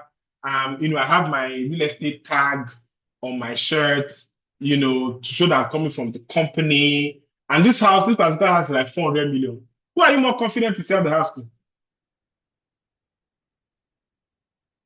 The one who has the ability to actually buy it. The one with the G-Wagon, yeah? Yeah. That's the person you are most likely to say, okay, this guy looks like he can afford 400 million. But they're coming from the same place. They're coming from the same company. The G-Wagon might even be borrowed. That's being aggressive. Because that guy knows that the client I'm going to meet is not an ordinary client. This person I'm selling to is a special. I need to treat this person how they want to be treated. That's aggressive. When Grant Cardone is talking, you don't see Grant Cardone talking to people who are just starting their life now. You always see him talking to people who are investing crazy ass money in real estate. Oh, buy 500 units. Because he's telling you that I've been in the real estate market. If I tell you that in the next 5 years, the real estate market is going to go up by 3% ROI, Nobody. If you take 100,000 units, by the end of the year, if you put $3 million by the end of the year or by the end of 6 years, what you're having in your account is about $400 million. He's not joking. You can see the energy. And he's putting his money where his mouth is. He will tell you, I have 300,000 units in Los Angeles. I have 400,000 units in Illinois. I have this in Boston. I have this in... You know this guy knows this thing. Do you understand? Do you understand? So that aggression is that's conviction, putting your money where your mouth is, putting your energy where your sales is. You say, oh, I believe in this thing. There are people that have sold television. Oh, Jesus Christ. There are people that have sold products to me that when they finish selling to me, is when I reach home with the product that I realize that it's not even the product that I needed. It's that I just love the way the person was selling it. I have bought random things on the road. I bought chin, one small packet of chin for 5,000 naira before because of how this lady sold this thing. She just walked up to me. Good afternoon, sir. You look so amazing. This chin, I don't know if you're having a bad day or an amazing day, but I know this chin can put a smile on your face. If you taste this chin, you look for me around. You might never see me again, but if you taste this chin, my number is on it. You can call. We'll deliver anywhere you want. It's 5,000 naira. Looks exorbitant, but it will make you smile. I say, wow. I counted 5,000 naira and I counted the chin. I got halfway and I said, why I buy chin 5,000? Why? Why I go buy chin 5,000? Inside this small packet. But it wasn't the chin that I was interested in. It was the person. The energy, the aggressiveness, the way they came to me and made me feel so important. That's it. Thank you very much. Let me see. Who has another question? Hope you got it, Angie. Yes, I did. Thanks a lot. I did. Okay. Any more questions, guys, before I go off? Because I'm not, I need to go and upload my day 26 of today. So I've not uploaded my day 26 video. I need to go and upload it like in a few minutes. Because today is still day 26 of my 100 days challenge. 5K changing, yes. Any more questions? If there are no more questions, thank you very much. If you have questions, I'll open the group for you to ask. Also, I would love everyone here to drop a review in the group. You can. One more question, sir. Hold on. I'm gonna share my screen. I want you all to take a screenshot, probably post on your IG stories, on your WhatsApp status, and tag me. Post on the group or anywhere, just post online and probably tag me on Instagram at nnamdi. You can follow me and I'll repost because I need all your recommendations, right? I need all for those that have attended, right? So, and your testimonials, what you got from the class, what you learned, so that I know that I'm actually training people. So take a screenshot of this class and that you enjoyed. I'm going to open the group in a few minutes. And then you can tell me what you learned. All right, the last question. Okay, yeah. Thank you very much, sir, for all you've taught tonight. I've really learned them, too, and which I hope to implement. But my question is, how do one handle how do one handle the challenge of being too forward in closing or closing too early? How do one know the right time this is the right timing to close this deal or still build more interest in the clients? Listening. Remember we talked about familiarity, credibility, and then the emotion, right? You don't just go to somebody and say, come and buy my product. You must be familiar with that person. You guys must have some form of rapport. And when that rapport kicks in, you push in your credibility, what you can do. If they accept it, so you are looking for signs, you're looking for words. Oh, this is amazing. Oh, this is great. Oh, I think I have this problem. You're looking for problems. You're looking for pain points. You're looking for the behavior. You're looking for how they respond to, let me give you like this. This might sound very weird, but how do you know that a lady is into you? Not just because you have money or anything. As a guy, how do you know? When she starts to respond to your call at odd hours, or she starts to sleep on video calls with you, even when you're not dating, just know that she's into you.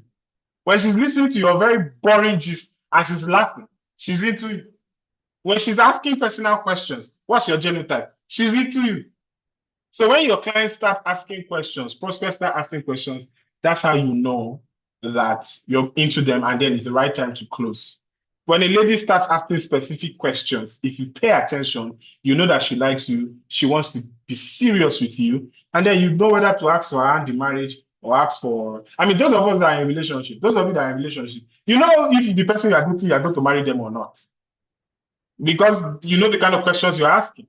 Once a lady starts asking you, "Oh, what do you think about us getting married?" You know that they are, when a client starts asking you, I don't think I have this. What do you think if do you think if we should try? Do you think if we do, you can answer yes, I can help you with, I can do this for you. I can do this but your money is expensive, but you are losing a lot of things.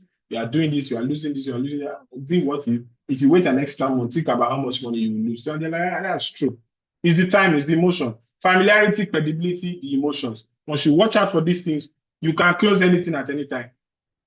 Does that answer your question?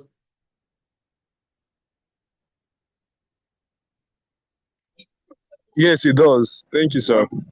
All right. Any more questions, guys? Any more questions? So that we can all go and sleep. I need to go upload my videos. I've not uploaded my videos today. I need to go upload my videos. Thank you very much, guys. I really, really appreciate. I need to take a picture of this class. I need to take a picture of today's session.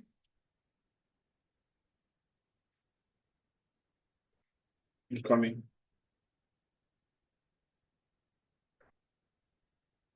I saw the sign and it opened up my eyes.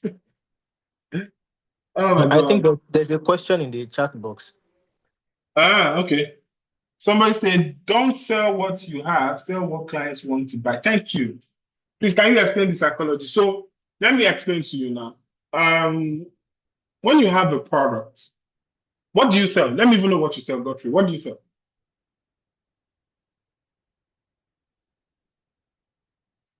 Godfrey, what do you sell? You see that I'm clarifying, so I don't go answer the wrong questions.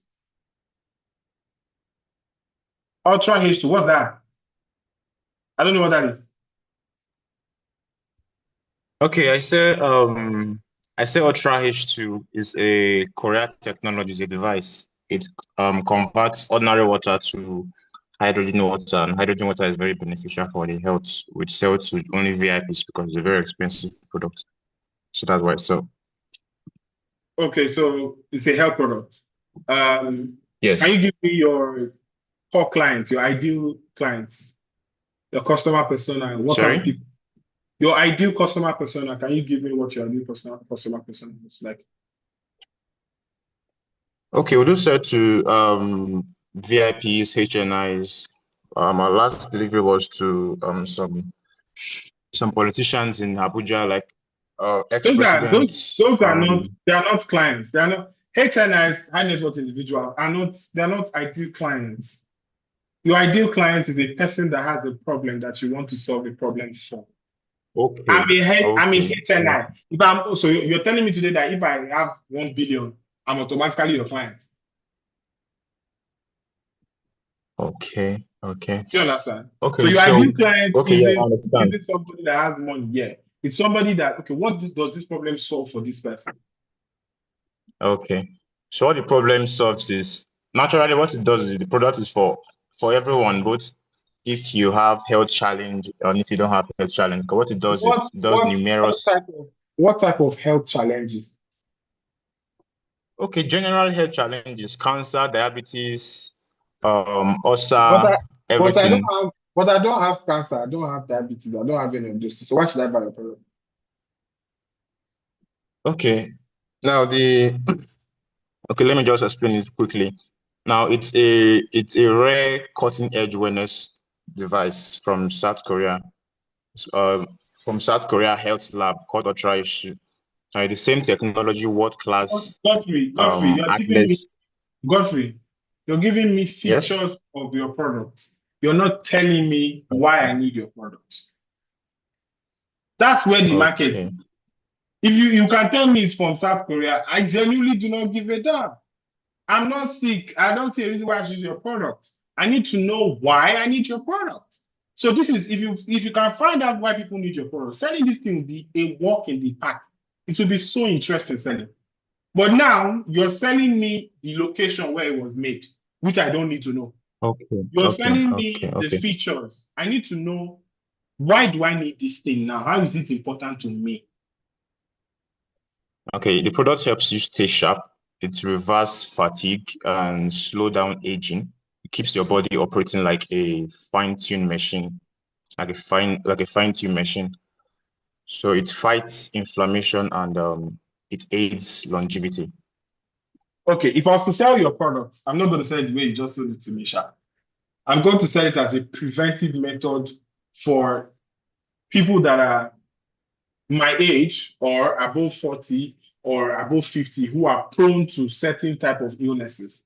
So if I'm going to push it out there, I'm going to start my conversation with, if you are between the ages of this, here are the problems that you are prone to. You are prone to inflammation, you are prone to this, you are prone to that, you are prone to this. This Ultra H2 gives you a 95% chance of not having these problems if you start taking it today. I'm not going to tell you, oh, come and solve your problems. No, I'm telling you already. So I'm going to be talking to my ideal client that this is the problem that you have. And this is what I'm willing to solve the problem. This is what I'm willing to use to solve your problem. It's better you come and try me now so that you don't have to come back to me later at a much higher cost. Do you understand, Godfrey? So what you are selling to Yes. me is what you have, not what I want. What I want is a solution to a problem I'm not even aware of. So what you do is for me is you make me aware of my problem.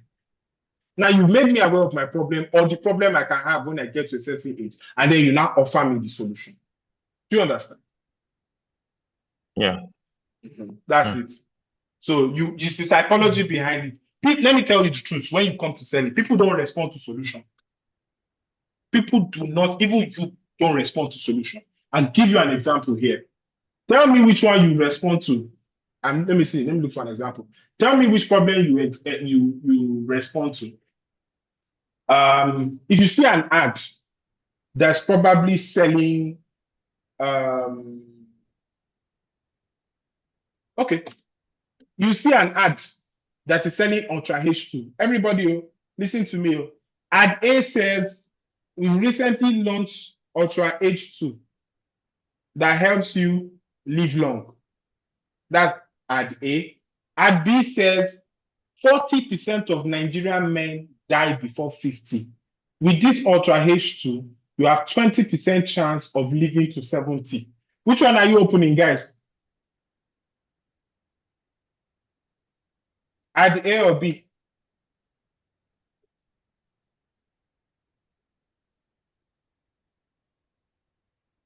I want more answers.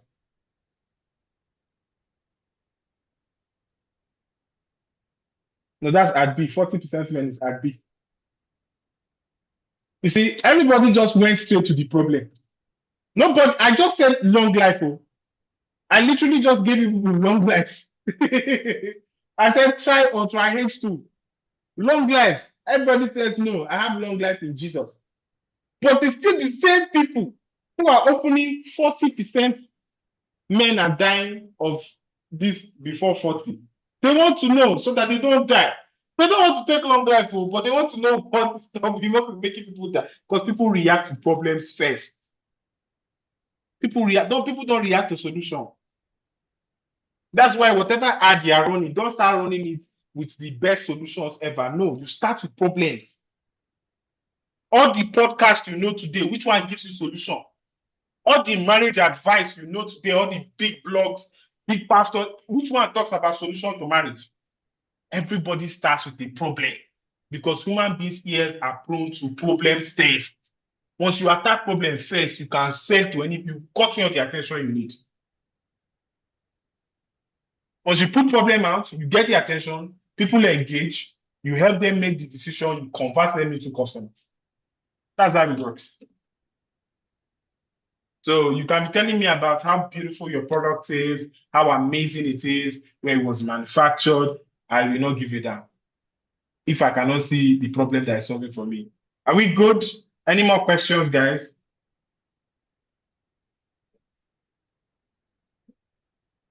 All right. Thank you very much, everyone. God bless you for showing up. I really appreciate everyone who joins. We'll probably do this sell like crazy maybe next year, but I have other classes that I'll probably do this year. Sign up if you can. That will be all for now. Thank you very much and have a lovely night ahead. So let's get to the group and share our own thoughts. Did everybody take their screenshots? Hope you took your screenshots. All right, guys. Bye.